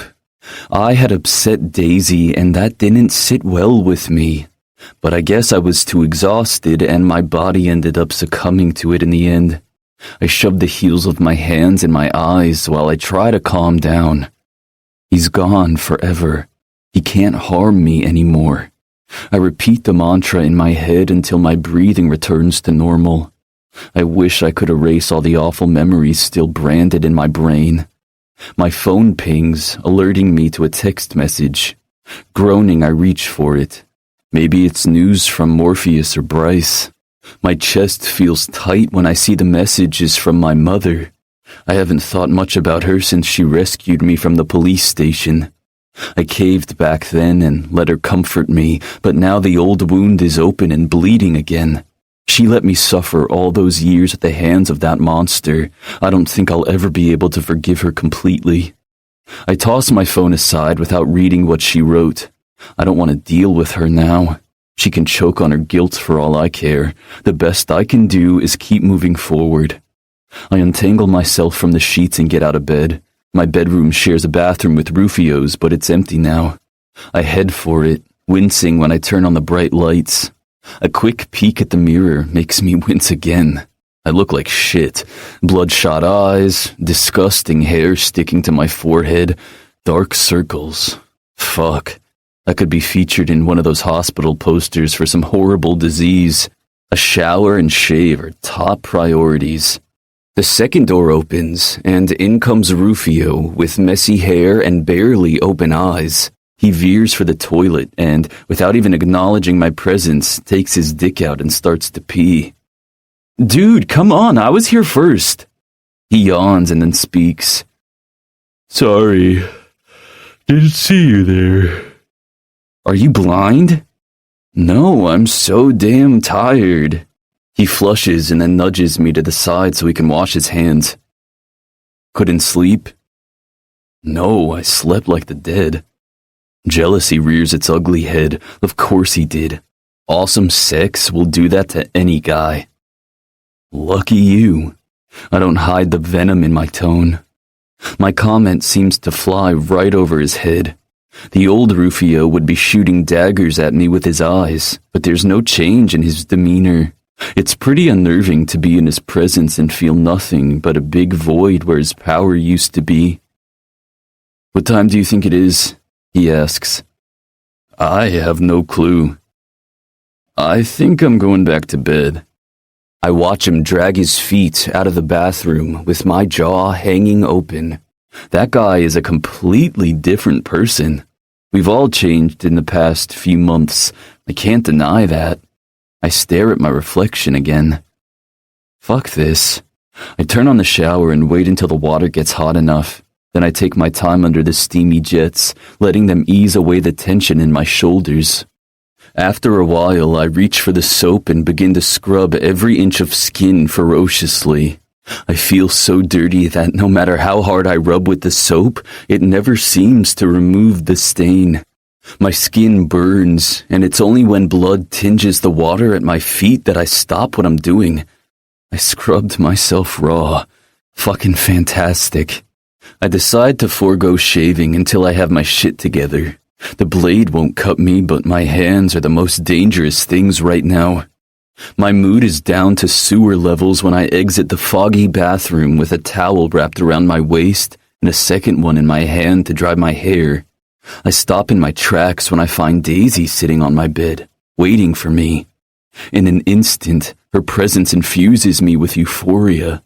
My heart races. Every instinct I have urges me to crush her against my chest, kiss her lips until they become swollen, but I can't do any of those things. Hey, Phoenix. We need to talk. Damn everything to hell. Those are the worst possible words a guy can hear from his girlfriend. It never ends well. Daisy. It's an effort to keep my eyes glued to Phoenix's face and not let them wander down his chiseled chest that glistens with droplets of water. I shouldn't have stayed in his room when I realized he was in the shower, and now I'm putting my self-control to the test. His green eyes turn dark under his frown. Why? Is it because of what I was doing earlier? My cheeks become warmer at the memory. Sure, I was mortified to learn he had been spying on Rufio and me, but when the embarrassment faded, only a wicked sense of desire remained. I clear my throat to get my mind back on track. No, I didn't come here to talk about that. He takes a tentative step forward. So you aren't mad at me? Not anymore. I take a deep breath to gather my courage. I wish my reason for being here was to give Phoenix a tongue-lashing for his voyeurism, but the topic of this conversation is much more serious than that. Daisy, if you don't tell me what's the matter, I'm going to think the worst. I'm sorry. This is a hard subject. I wish we didn't have to talk about it at all. He breaches the distance between us and sits next to me on the bed. There's barely an inch between our bodies, and my desire is to lean into his warmth. You can tell me anything, babe, as long as it doesn't involve you wanting to break up with me. He smiles impishly, but I see a hint of fear in his eyes. I don't know where you got that crazy notion in your head, but you'd better erase it right away. I'm never letting you go. You're mine. His face breaks into the brightest of smiles, melting my heart at the sight. You have no idea how much I want to kiss you right now. My breathing hitches at the same time my heart does a somersault. I think I do. I allow myself to get lost in the depths of his gaze for a while longer, basking in the glorious feeling of his love, but I can't postpone the conversation I came here for. It's too important. It's an effort to look away first, but I do it, dipping my chin as I release a heavy sigh. You had a nightmare, didn't you? What? He asks in a high-pitched voice. I think I was pulled into it. He doesn't say a word for the longest time. I chance a glimpse, afraid of what I might find etched on his face. He's staring straight ahead, with his jaw clenched so tight that I can see the strain of his muscles. Phoenix? What did you see? He asks in a tight voice, and my heart shatters. Enough. A tear runs down my cheek, even though I swore before coming here that I'd be strong for him. He dips his chin and stares at his balled fists on his lap. I don't remember the details of the nightmare, but it left my soul soiled by tar. A shuddering breath leaves his lips. That monster won't let go of me even after his demise. My resolution to keep my distance from him until I learn to control my powers shatters like broken glass. I reach for Phoenix's hand, needing to show him through actions how much I love him. He trembles under my touch, then turns his face to mine. He will be gone, Phoenix. I'll help you extract him like one does poison from a wound, I swear. Fat tears run down his cheeks. My face is damp too, and the choke in my throat is so immense, it feels like I can't draw air in. Phoenix swings his arm around my neck and pulls me to him too fast for me to stop him. Our lips clash with the intensity of a storm. Our tongues mingle, impatient and ravenous, as if the world is ending, and this is our last kiss.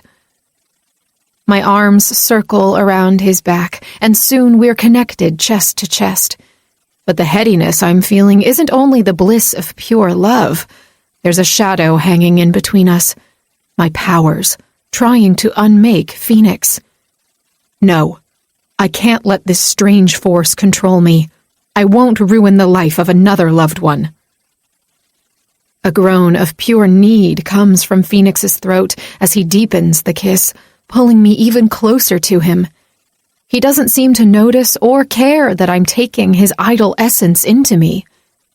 I want to move away and meld myself to him at the same time. I have to end this one way or another. Using the visualization technique Morpheus taught me, I picture the strands of power coming into me as ribbons. All I need now is a pair of scissors to cut them. But imagining them is harder than I thought. I can't quite make it hold its shape. It doesn't help either when I'm so distracted by Phoenix's tongue and caresses. With effort, I pull away from his kiss, but we're still touching, which means I'm still stealing from him.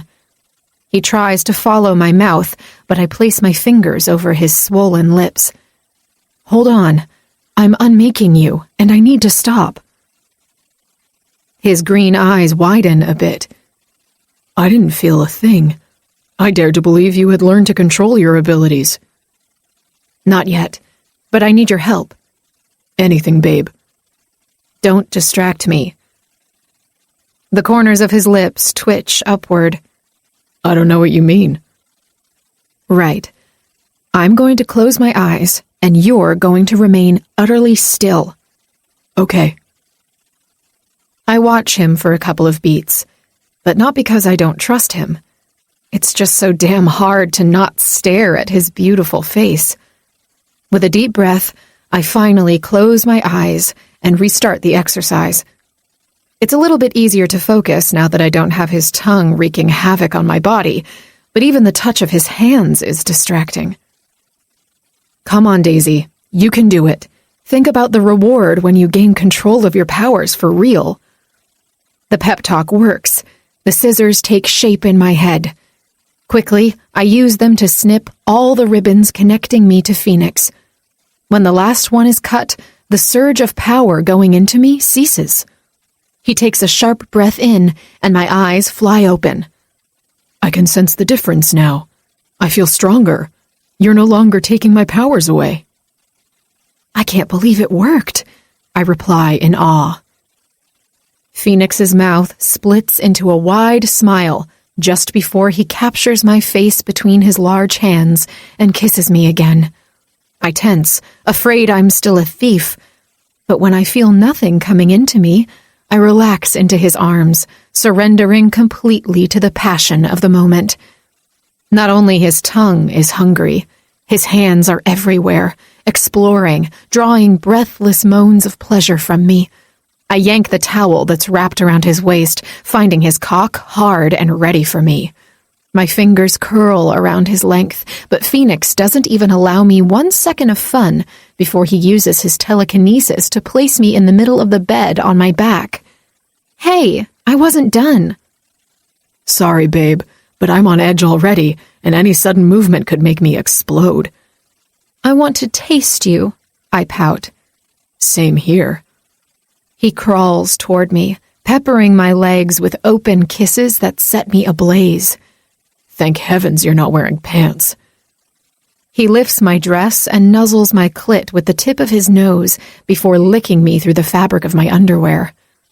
I'm unraveling at the speed of light, but I know what I want, and Phoenix is not going to get his way just because he knows exactly what to do with my body to make me lose control. I shut my legs and, pressing my hands on his shoulders, push him back. Daisy, he whines. No, I'm not going to be left at your mercy this time. We're both having fun. Who said we weren't both going to have a good time? He arches his eyebrows. I scooch to the side and then jump out of bed before he can reach over. He does move to follow me, but I wag my index finger at him. Oh no, sir. You're not getting out of that bed. Lie down. But babe... Lie down, Phoenix. I mean it. Fine. He places a pillow under his head and then grabs his cock. I guess I'll just have to pleasure myself then. I narrow my eyes, seeing the challenge in his. Oh, do you want to play games, sweetheart? I pull my dress off and stand in front of him in my panties only. Not breaking eye contact, I lick 2 fingers and slowly run them down my belly until they disappear underneath the scrap of cotton fabric. Phoenix's eyes bulge from his skull for a second. Then he retaliates. I fly toward the bed and land softly on top of him in a 69 position. There's no point fighting him any longer. He wins, but there aren't any losers here. Like a greedy little monster, I reach for his cock and lick him from top to base. Phoenix lets out a curse, and then he tears my panties in half. Maybe I shouldn't bother wearing them anymore. He grabs me by the hips, and then he's between my legs, torturing me in the best way possible. I'd take my time savoring him like this, but I'm wound too tight. I've been denied him for far too long. My body becomes boneless in a matter of seconds, and then I shatter in orgasmic bliss. Phoenix's release is right around the corner. He's harder and larger inside my mouth. While I'm still riding the waves of pleasure, he climaxes with a loud roar. I drink everything he gives me and don't stop until he makes me. Feeling the best kind of exhaustion, I collapse next to him with my hand still attached to his semi-hard dick. It seems I can't let go. I'm still breathing hard when I sense another presence in the room. I lean on my forearms and find Rufio resting against the doorframe of the bathroom. His arms are folded in front of his chest, his expression blank save for the intensity in his eyes. Rufio, what the hell, man? Phoenix yells. I just wanted to see what it was like watching Daisy with someone else. His lips curl into a grin. I concede. It was pretty hot. He returns to his room, leaving me in flames. 10. Bryce. I wake with a start, gasping for air. My heart is racing. The TV is on and the lights are flickering. It takes me a few seconds to control the wisps of rogue power that leaked out while I was in the throes of a terrible memory. I take a shuddering breath, rubbing my face. I can't believe I dreamed about the island of horrors. It's been years since those memories plagued my nightmares. I can't help thinking that their return is a sign that we must prepare for the final showdown with that mystery god who marked us, claiming us for his own army. Still feeling jittery, I get up and check the time on the microwave's clock. It's 15 minutes past noon. I've missed half the classes of the day and now it's lunch break. If it had been any other day, I might have blown school off completely. I check my phone. There aren't any messages from Daisy or the guys, but plenty of missed calls from Mom. Great. She must have been busy or she would have come here to drag my ass to class. I hastily put my uniform on and head out. This time when I pass in front of Daisy's old dorm room, I don't look or pause. She's not in there, and she'll never come back. As for my stay in Gifted Academy, I hope it's not a long one. Earning a high school diploma never felt more superfluous than it does now that we're on the brink of a civil war. As I near the main school building, I sense something is wrong. I quicken my steps and burst through the main double doors, ready to face something nasty. I can't really put my finger on the feeling. It's like an ominous cloud is hanging over my head.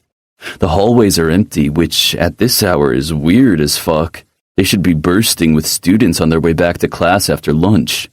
I send a quick text to Toby. It's highly likely that he didn't skip any classes like me.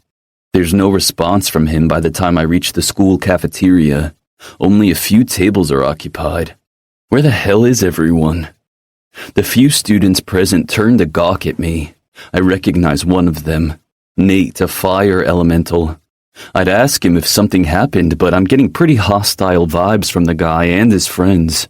I veer for the buffet, which is currently manned by only one employee. Did I miss the lunch crowd? I ask with a grin, but the Fringe simply looks at me with a vacant stare. We only have the vegetarian lasagna left, he says. It's okay, I'm not hungry. The back of my neck prickles, announcing the approach of a few people. I count 5 different idol signatures behind me. The Fringe worker steps back, then turns around and runs from the cafeteria. All right then. Unfazed, I pivot on the spot and find myself surrounded by Nate and his posse. None of them come close to me on the scale of power, but I guess they'd figured ganging up on me would give them a better chance. I look at them with dispassionate curiosity. You're in my way. What's up, Bryce? Where's the rest of your crew? A female voice taunts from my right. The circle of hostile students opens a little, allowing me to see Charisse Blake, Drusilla's old friend. What the hell are you doing here? You were expelled. She twirls a finger around a lock of hair, smiling wickedly. That decision has been revoked. I'm back, babe. We'll see about that, I grit out, and then turn to the other idiots. Move, or I'll make you. They take a step forward, crowding me. I'd like to see you try. You're out Nate begins. I sling my arm forward, and the 5 idiots fly backward. 3 in the group fall against a table nearby, breaking it into pieces. 2 manage to avoid the collision thanks to their gifts. They come at me with all their hatred and might. Both are air elementals, and they combine their powers to try to knock me down by creating a powerful gust of wind. I bend my knees, locking them into position. I'm about to fry those 2 motherfuckers when one of them hurls a throwing star at me. I can't redirect the source of my power fast enough to block the weapon. It hits me in the shoulder, piercing through skin and muscle, burning. Fucking hell. This is a lightning glass weapon. The Neo-Gods have breached the academy. The realization hits me like a cannonball, adding fuel to my rage. No wonder Charisse is back. I direct an electric discharge toward the two elementals, hitting them square in their chests. The force of the hit sends them soaring all the way toward the end of the room. I don't care if they live or die. With a wince, I remove the throwing star, dropping it in my pocket while I prepare to face the other three assholes who I knocked down earlier. Charisse, so far, hasn't attacked. She seems content just watching. The tallest of the trio has his hands engulfed by flames. Great, another elemental. He throws several fireballs in my direction, which is easy enough to avoid, but I only realize it was a planned distraction when Charisse finally joins the fight and sends more lightning glass throwing stars at me. I avoid most of them through telekinesis, sending them back at her. She's able to evade them all. Damn it. My energy levels are dropping fast thanks to the lightning glass poison in my system. I've been hit in 2 more spots, my right arm and my left forearm, and each time hurts more than the last. A roar escapes from deep in my throat. I tap every bit of power I have in me, creating a ball of energy bright enough to blind. When the illumination encompasses the entire room, I unleash all my might.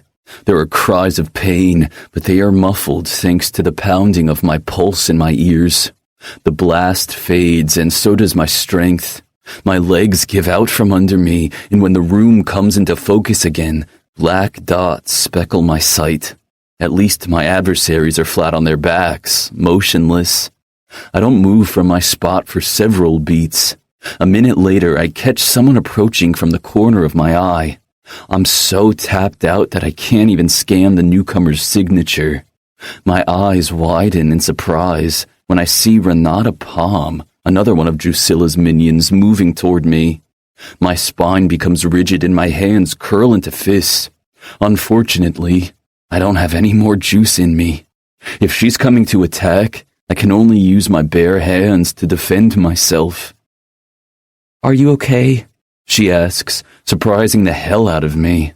Her eyes are round and devoid of falsehood, though. "I've been poisoned. I need to see Nurse Ellen." She reaches for my arm and helps me off the floor as if I weigh nothing. She's a level 10 idol, and her main ability is super strength. Toby felt firsthand the power of her gift when she broke his arm while he tried to defend Daisy. "I thought you were in the psych ward," I say. "I was for a while. What happened to Drusilla messed me up." I try not to wince. The island god drove Drusilla insane. She turned against Renata and forced the girl to mutilate herself. And as a final act of lunacy, she compelled Rufio to kill her so she could frame him for her murder. The plan almost worked. "Why are you helping me?" She furrows her eyebrows, then glances left and right in a cagey manner. "You guys helped me when Drusilla went crazy. I'm returning the favor." "Well, thanks. Do you know where everyone is?" "I can't believe you don't know.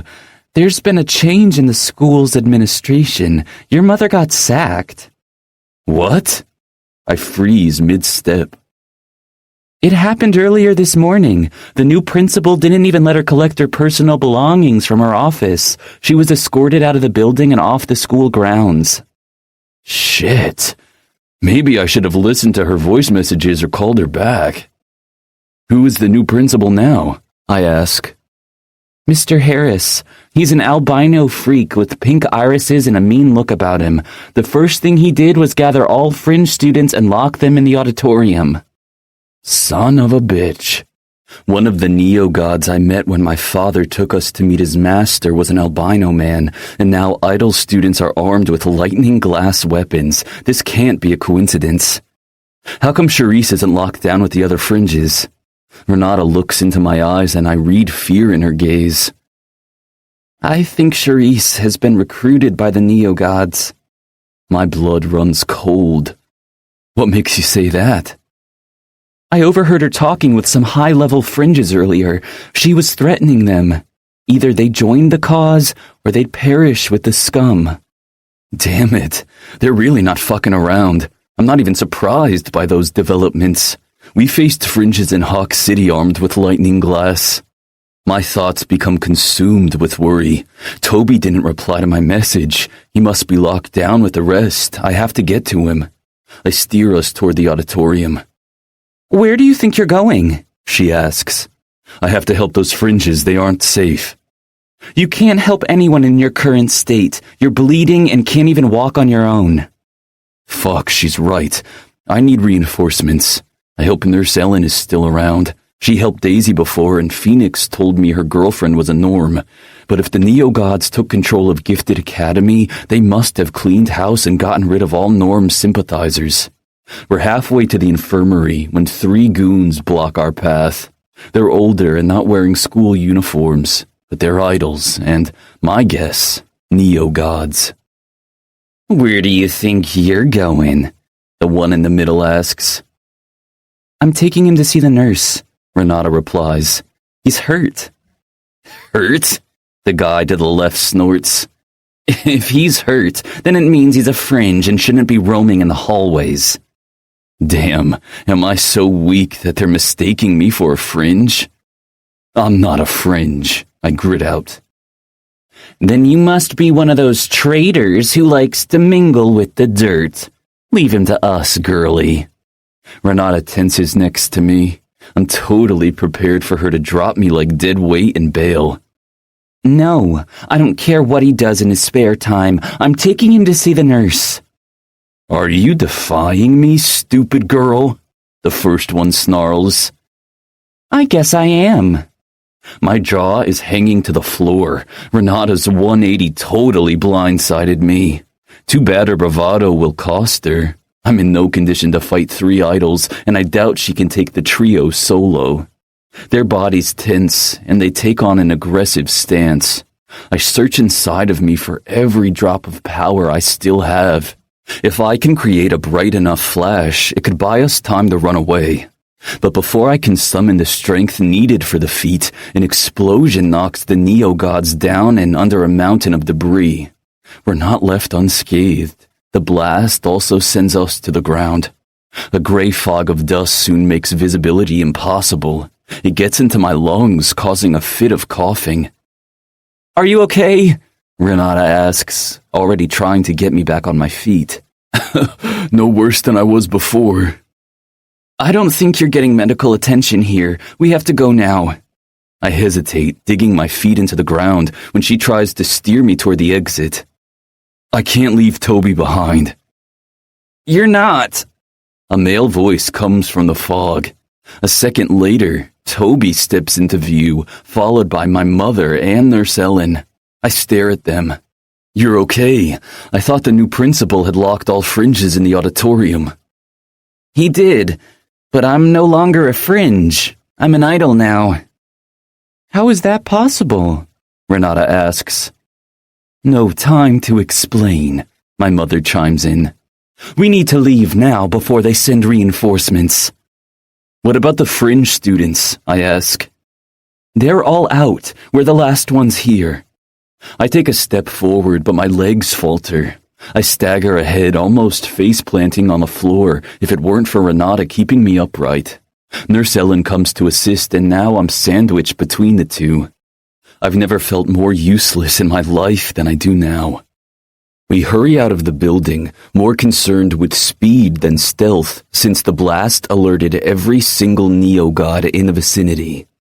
Mom's car is parked right in front of the entrance, and I wonder how she managed to get back onto campus. But all my questions will have to wait. Shouts nearby tell me our time is up. The Neo-Gods' hounds are loose and coming for us. 11. Morpheus. My eyes are bleary when I finally land at the private airport in Saturn's Bay.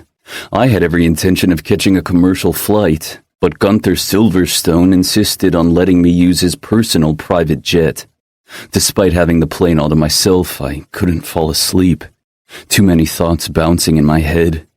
I may have found a lost brother in my father. Now I don't know what to do with that information. At least I didn't lose Andromeda at the party after all. She left with Stefan, and I figured they needed time alone to talk stuff out. It would have sucked balls if on top of my personal turmoil I had to look for her. There's no one waiting for me when I deboard the plane. I really should have called the guys. I take a deep breath of the afternoon air, which finally has the bite of winter. Then I pull my cell phone out and call the person I need to speak to most right away. My mother. I've let her keep her secrets for long enough. She obviously knows who my father is and his connection to the island god. She wouldn't have been able to rescue us from that horrible place all those years ago if she didn't know where to look for us. She answered on the second ring. Morpheus? Is that really you? Yes, Mom, it's me. I've been worried sick about you. We've been watching the news about Hawk City. What happened in that mall was dreadful. Please tell me you weren't anywhere near it. Mom, I'm fine. I just got back to Saturn's Bay, and I was wondering if you could pick me up from the airport. The school didn't order a town car to collect you kids? That's absurd. We pay good money in tuition. I had to stay in Hawk City a little longer. I caught a later flight and forgot to make arrangements. I'm by myself. Oh, okay. Where did you land? At the intercity airport? No, I'm actually in a private airport. I'll text you the address. 15 minutes later, Mom's dependable suburban car stops in front of the small waiting area of the airport. I get up, hoisting my duffel bag over my shoulder, and step out before she has the chance to exit the vehicle. She does anyway, circling around the car to engulf me in a mama bear hug. Morpheus, darling, I've missed you so much. I've missed you too, Mom. She eases off, holding me by the arms to look up at my face.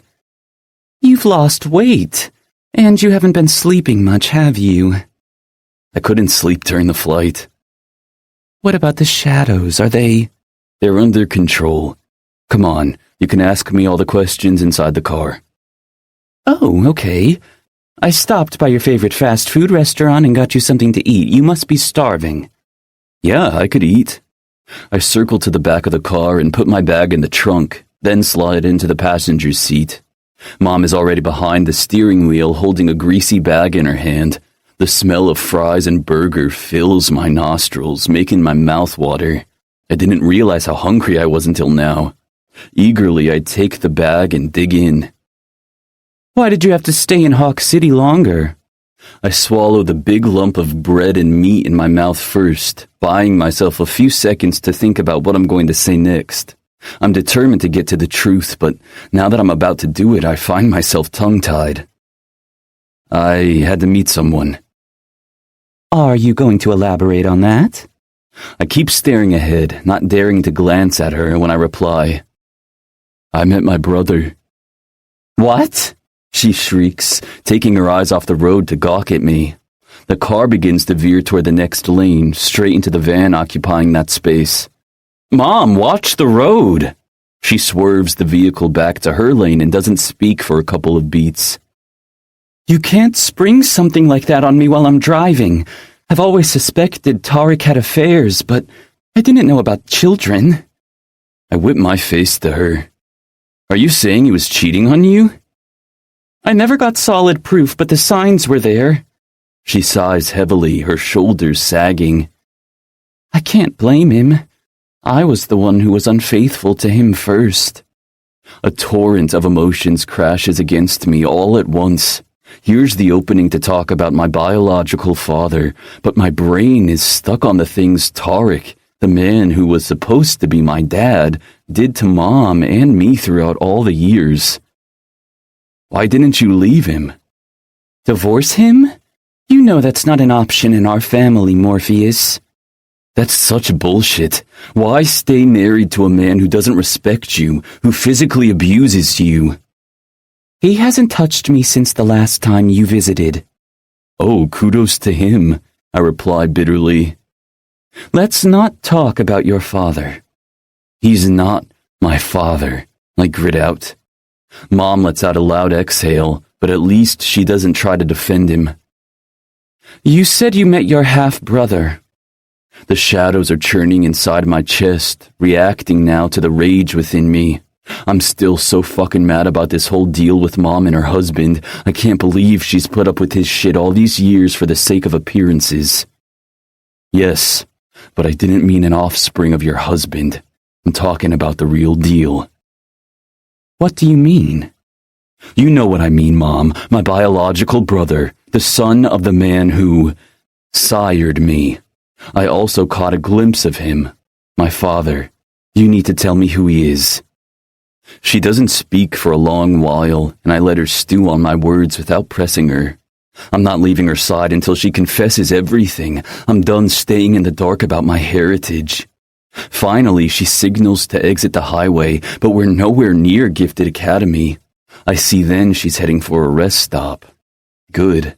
It's not safe to drive while having this conversation. He made me swear I'd never reveal his identity to anyone, not even you, she says. My father did? Yes, and I agreed gladly. I didn't want anyone to know. It's too late now. While meeting with my half-brother, we were both transported to the Island of Horrors. Mom stares at me wide-eyed. You went back to that place? Yes. The island god brought us there for punishment. You know he marked us all those years ago. She nods. I'm sorry I couldn't get to you sooner. How did you know where to find us? Her eyes are brimming with unshed tears when she looks away, dropping her gaze to her lap. I had been there before. It's where I met your father. How did you get there? He brought me there. But he showed me a different side of it. He called it Starlight Island. My jaw slackens while my pulse quickens. That's the name of the island Norms believe to be a paradise. I'm aware of the legend. I don't blame them for thinking that. What I saw was idyllic and peaceful. When I was with your father, I never saw the dark side of the island. I had no idea such a despicable being lived there too. I pull my hair back, yanking at the strands. My father stopped the island god from punishing my brother and me. He blocked his blow. He's a god too, isn't he? Yes. Your father is Erebus, the god of shadows and darkness. My power surges suddenly, coiling violently inside of my chest. My heart is racing while I grapple with the truth. I'm a demigod then, and my father is not an ordinary god.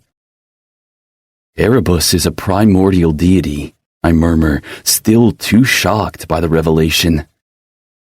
Yes, and I believe the god who has been tormenting you and your friends is Chaos, Erebus's father. That son of a bitch is my grandfather? My voice rises to a shrill. At once, the invisible lightning tattoo, his mark, burns on my back as if answering my question. Mom closes her eyes and whispers, Yes. I pass a hand over my face. He wants Daisy gone, fuck. She's special. If he wants her gone, it means she poses a threat to him. Daisy is the Unmaker. I don't see the point in keeping the truth from Mom when our enemy already knows her identity. The Unmaker? I thought there had only been one idol with that power, and she surrendered her gift. Daisy is her direct descendant. When Bryce healed her, he awakened the power within her. But why would Chaos want to kill her? Because he's Chaos. He thrives on turmoil and destruction. The more harm he does to mortals, the stronger he becomes. I rest my head in my hands. How am I going to keep Daisy safe from him? He's too strong. Mom touches my shoulder, squeezing it. You love that girl, don't you? I turn to her, with every piece of my black heart. Oh, Morpheus, your heart is not black. You may be the son of shadows, but you're pure light. Am I, Mom? My grandfather is a psycho. My half-brother is a villain. As for my father, he was kind to me. He may be darkness, but he knows how to love. Besides, you can't let your heritage define you. You're not evil. You're the kindest person I know. She cups my face, staring at me with undiluted love. The memory of me lashing out at my former tutor and Daisy coming to his defense pops in my head. You're wrong about me. I used to be vile, a bully who took pleasure in tormenting people who were weaker than me. Do you still do that? I look away. No, not anymore. Why is that, honey?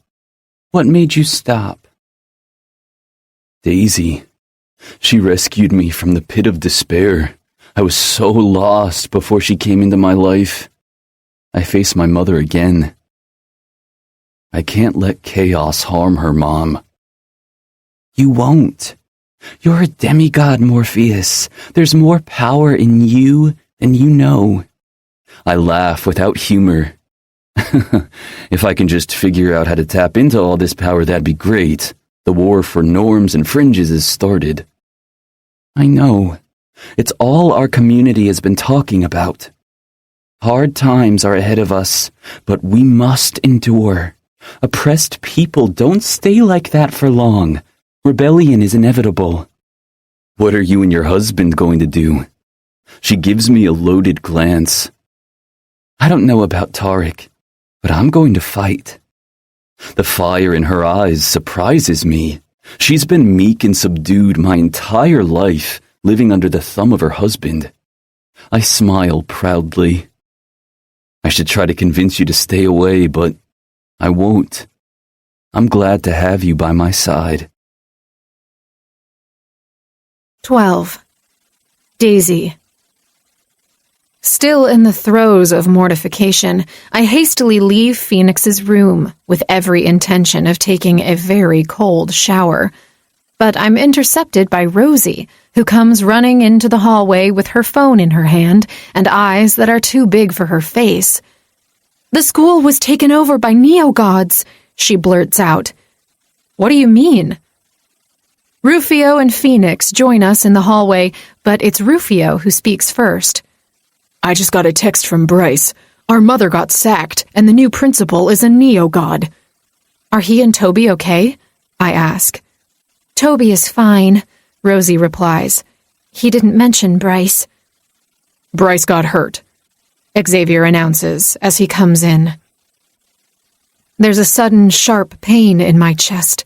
I press my hand against it, trying to soothe the phantom aching that's just too real. My fear for his safety mixes with guilt. I shouldn't have let Bryce go back to school. "He didn't tell me that," Rufio replies with an edge. "He might not have been able to elaborate. He sustained 3 wounds from lightning glass. The poison works quickly. You know that." Xavier gives him a meaningful glance. Rufio's already pale face blanches even more. Threading his fingers through his hair, he walks away from the group. Phoenix and I lock gazes, and in silent agreement, we both follow him.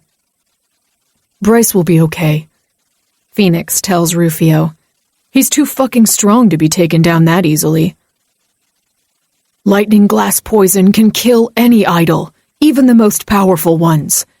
He turns around. "But I know he'll be okay. My mother will do anything to save her idol-making machine." And that knowledge is not comforting in the least.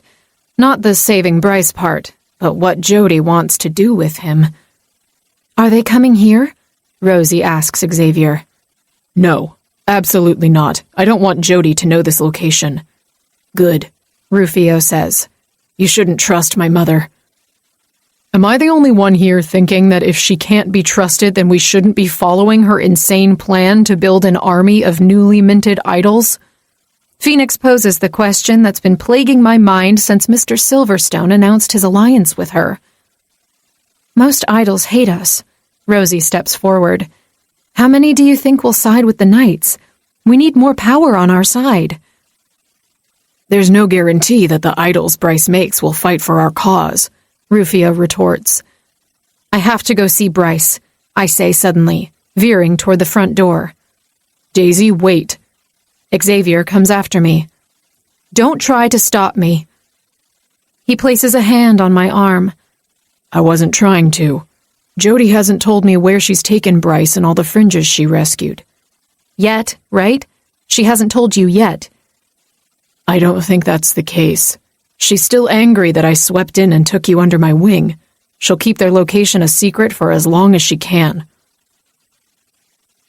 I'm so furious I could break things. Rage simmers in my gut, ready to be unleashed. If Andromeda were here, she'd be able to find them. But no, I can't think about that traitor now.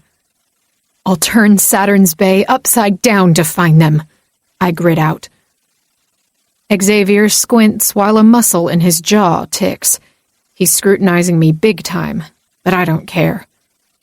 You're not going traipsing around while there's a reward for your head. That's reckless behavior. Newsflash for you, I am reckless. I stomp away before I do something I'll regret later.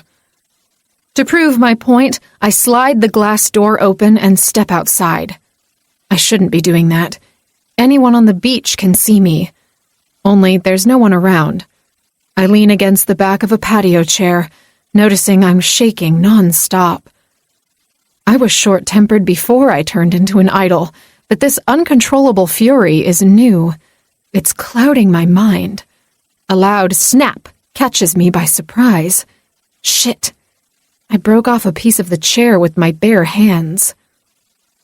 Holy cannoli. Did you take steroids or something? I turn around, finding Morpheus standing near the sliding door with a small smile on his face. Without hesitation, I run into his arms, almost sending us both to the floor when I crash into him. Easy there, girlie. He laughs against my hair. Curling my fingers around his shirt, I take a whiff of his heady scent. At once, I feel much more centered and in control.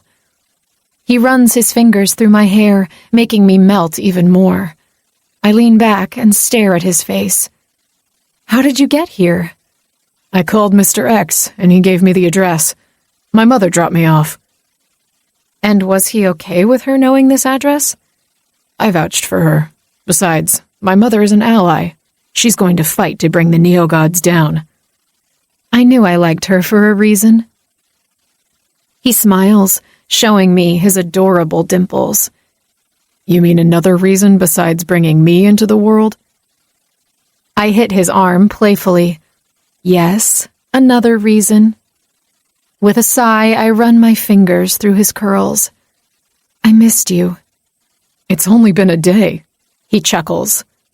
I know, but I did anyway. Still amused, he rubs his thumb over my cheek. You're cute. His mouth comes closer to mine. I missed you too, he whispers, before kissing me in the most tender way possible.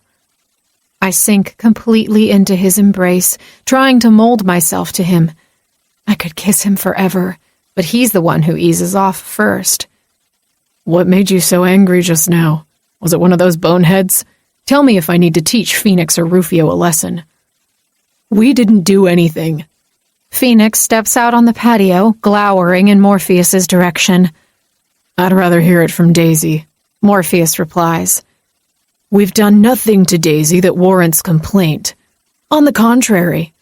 Rufio levels me with one of his trademark intense stares, and my body reacts immediately. A blush creeps up my face, giving me away. Morpheus narrows his eyes at me. Is that so? I step back.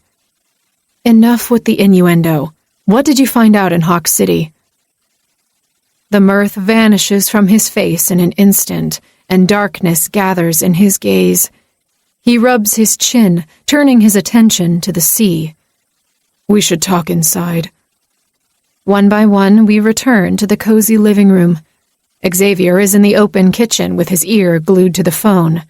Rosie is on the couch with her feet up on the coffee table, distracted by her device as well.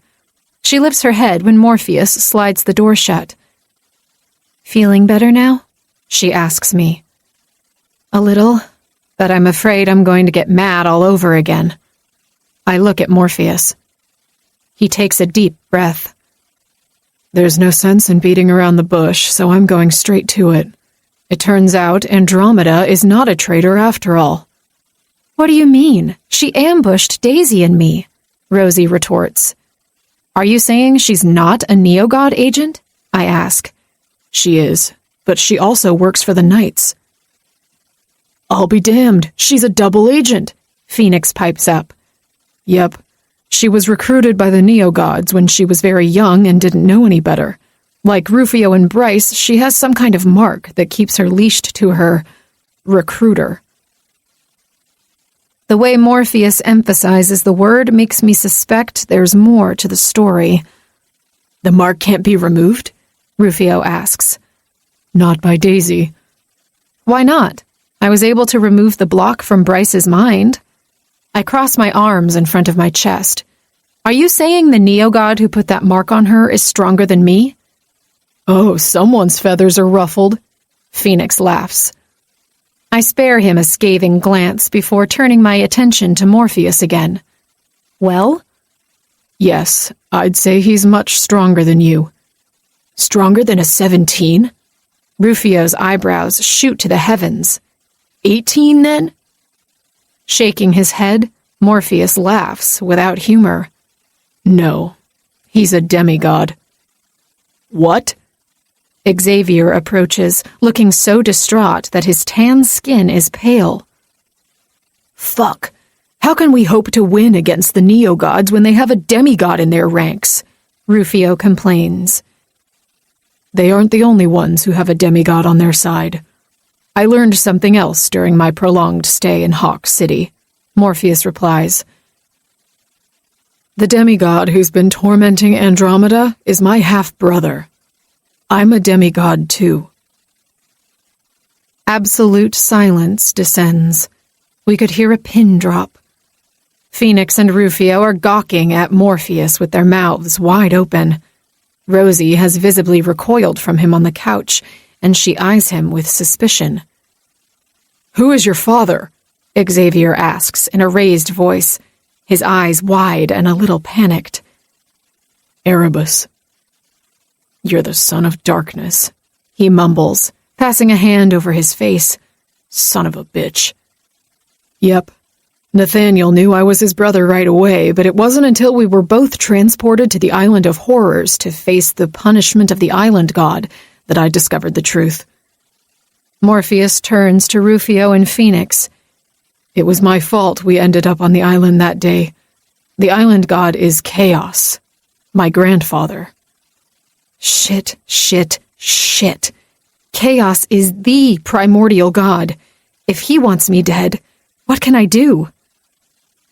A loud roar outside sends my heart straight up to my throat. I turn to watch the sky become dark and menacing in a matter of seconds. Lightning slashes the gray clouds, and in the brief flash of light, I see the face of the terrifying god. Chaos.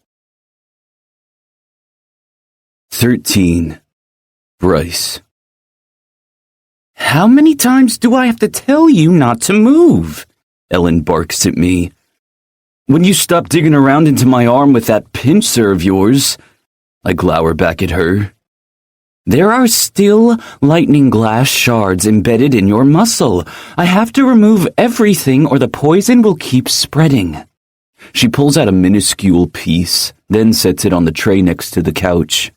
Mom's secret hideout turned out to be underneath the school grounds. That's how she was able to return to the building and rescue the Fringe students. She claims she's the only person alive who knows about the location.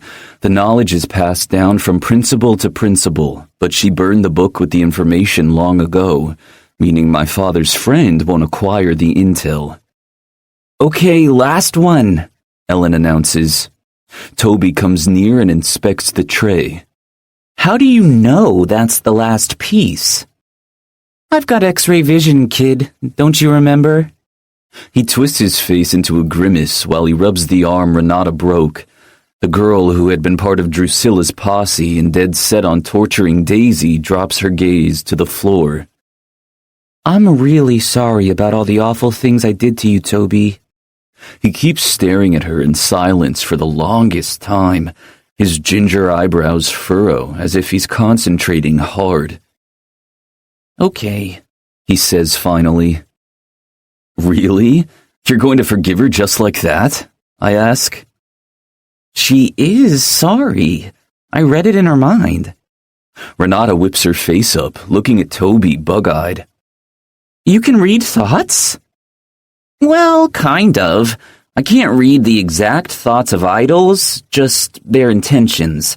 Like I could tell you weren't bullshitting me. With norms and fringes, I can actually hear entire sentences. It's freaky as hell. Shit, that's a dangerous gift, kid, Ellen chimes in. And mega useful to my mother, I add bitterly. When I healed Toby, he went from norm to fringe. As the time passed, his powers increased. Now he's a level 10 idol. I wonder if he'll get even stronger and what that will do to his psyche. A sense of unease lingers inside of me.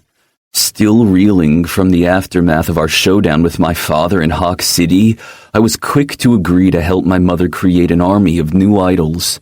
Now, I'm not so sure that's a good idea. We don't know yet if there are any side effects to those I change. How is Bryce? Mom enters the common room Ellen used as a treatment area. He'll live. I already dabbed every entry wound with the antidote for the poison.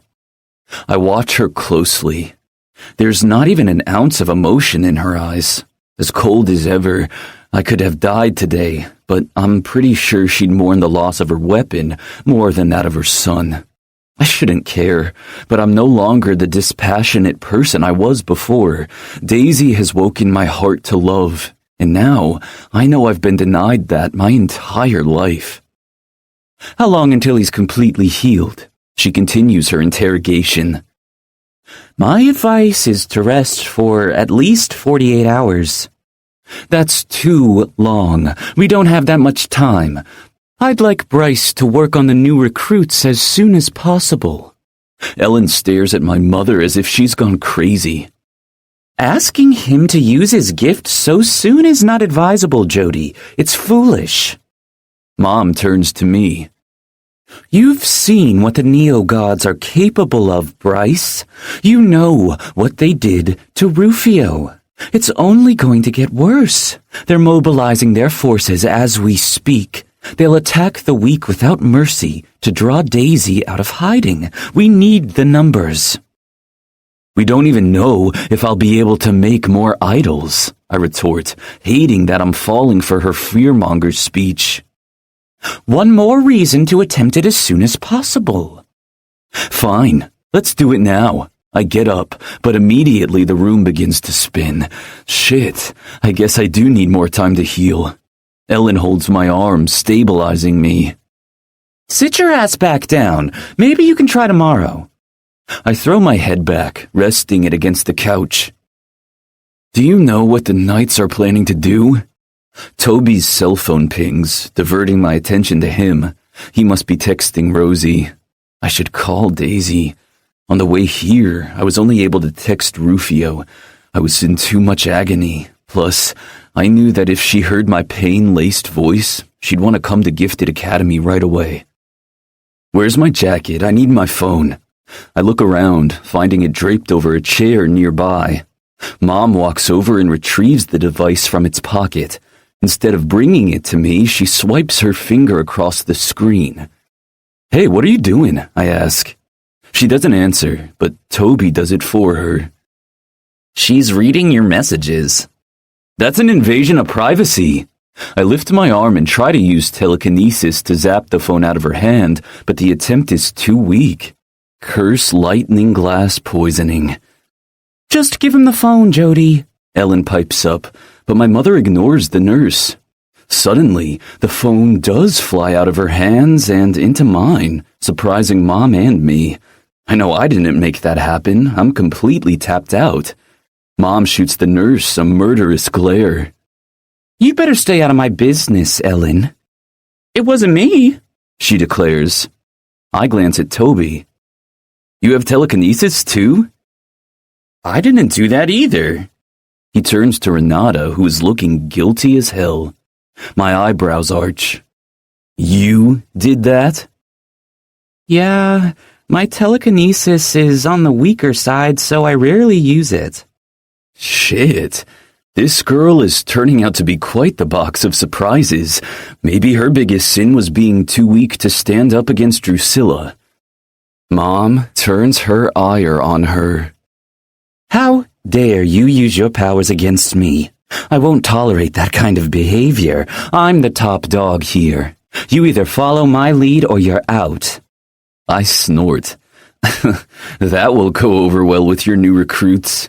Respect has to be earned. Snooping on someone's phone is not the way to do it. I have to be on top of everything, she snaps. Too much is at stake, and not everyone has the drive to see it through until the end, no matter the cost. I don't know what strikes me the most, the manic glint in her eyes or her statement. She sounds unhinged, nothing like the cold and collected woman I used to know. What's going on here?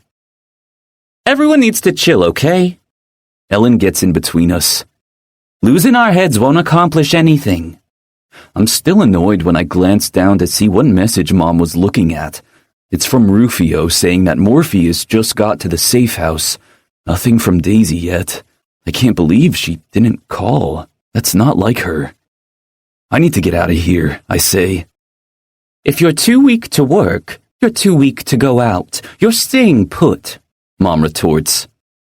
Am I your fucking prisoner now? I stand on shaky legs, but at least I don't fall back down. Of course not. But we're right in the middle of enemy territory. It's not safe to head out in your weakened state. How long are we supposed to stay here? Renata asks. We'll know more as soon as I hear back from Gunther. Mom glances at her phone. He should have called by now. I don't like this. I'm pretty sure he's busy trying to fix the mess we left behind in Hawk City, I say. I'm interested in knowing where my father and his associates are. They have to pay for what they did to Rufio and Daisy. What did your father do to Rufio? Renata glances at me with interest. Ah, hell. Please don't tell me she was also a member of Rufio's fan club. What he did is not important right now. Mom dismisses the girl in her blunt way. It would be helpful if you knew the location of the Neo-God's secret hideout. Your husband was careful, but I'm sure it's on higher ground, possibly inside of a mountain. Damn it, that could be anywhere. Mom pinches her chin. We need more men on the street. I have to make some calls. She veers for the door. What are we supposed to do in the meantime? Toby asks her.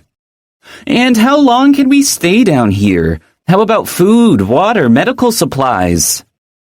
You can practice your gift on the Fringes. I want to know if they can be trusted. I'm not turning anyone who doesn't want to fight for our cause into an idol.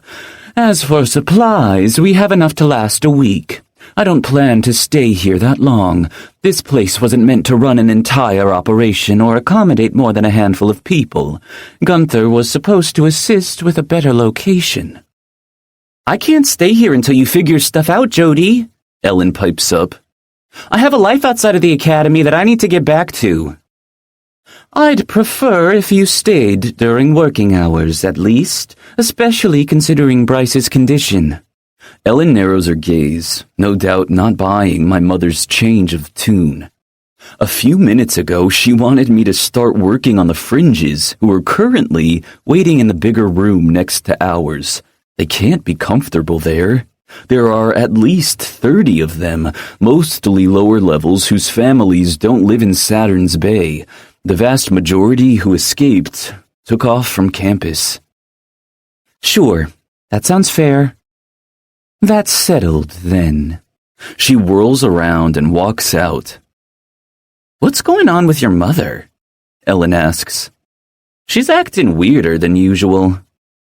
She's sour because Daisy didn't come back to school. She had the right idea. Toby pulls up a chair and drops into it like he's carrying all the weight of the world on his shoulders. I wish I had gone with her and Rosie. I yank my hair back in frustration. Ugh, I hate that I'm stuck here. Maybe I can sneak you and Toby out so you can see your girlfriends, Ellen suggests. Toby sits straighter in his chair. Would you do that? Sure. Spending one night out of this place isn't going to change anything. Can I come too? Renata asks, and immediately I reject the idea. She might have helped me, and Toby vouched for her sincerity, but I'm not ready to trust her or even be friends. I won't forget so easily that she tried to kill Daisy by giving her silver voltage. No offense, but I don't think either Daisy or Rosie want to see you around. Oh. She drops her chin. I understand. I sense Ellen's hard stare burning a hole through my face. What? I snap. Do you want me to simply forget everything? No, but you could have been kinder. We could use more of it. It's easy for you to say. Miss Regretful there didn't attempt to murder your girlfriend by giving her silver voltage. Ellen's face twists into a grimace. Thanks to Phoenix's big mouth, we know her girlfriend is a norm. She turns to Renata. Is that true? Renata's eyes.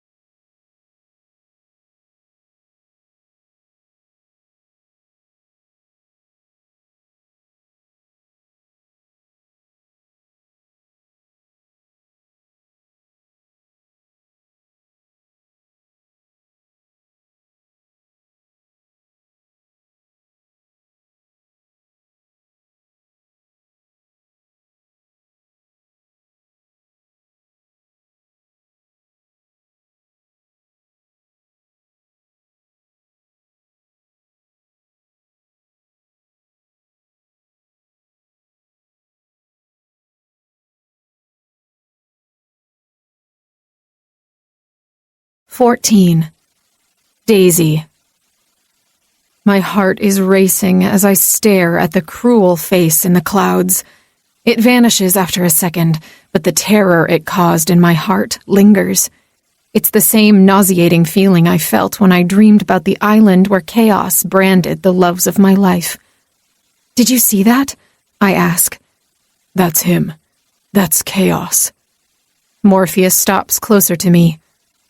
"Can he attack Daisy inside the house?" Rosie's voice trembles a little. I think he's tethered to the island, he replies without conviction. The storm is getting larger and moving quickly toward us.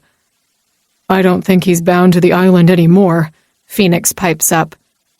What's going on? Xavier steps next to me. No sooner has he asked than a bolt of lightning strikes the beach in front of the safe house, making the floor shake beneath my feet.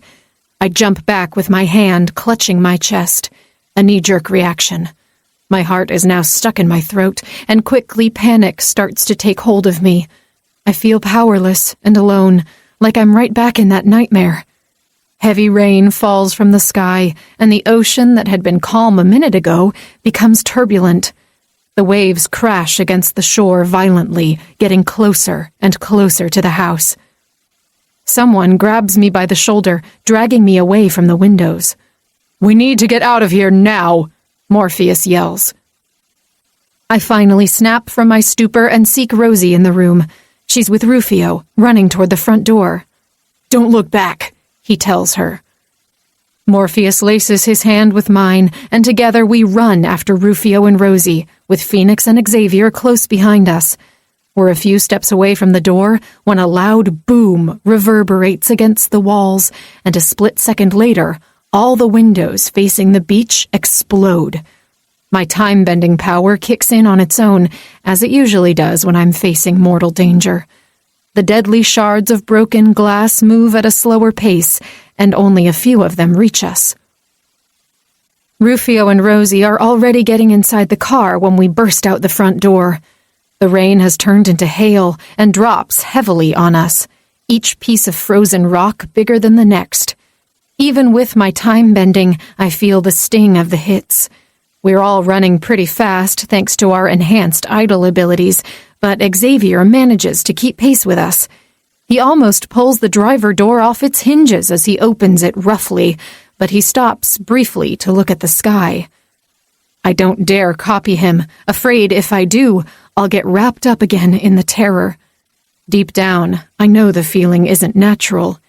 Chaos has somehow managed to amplify everything that I'm feeling, twisting my emotions against me. "You can run, but you can't hide. I'm everywhere. I'm everything." Chaos speaks in my mind, making me whimper. I don't know if Morpheus heard his voice too, but he squeezes my hand tighter right before he lets go to push me inside the car. I almost fall on top of Rosie, who is already crying. Rufio has his arm wrapped around her shoulders, comforting her, an action that makes me love him even more. It's a sight I never thought possible. The passenger side door shuts loudly as Phoenix slides into his seat. Hail continues to fall, and the hits against the car sound like we're target practice for a machine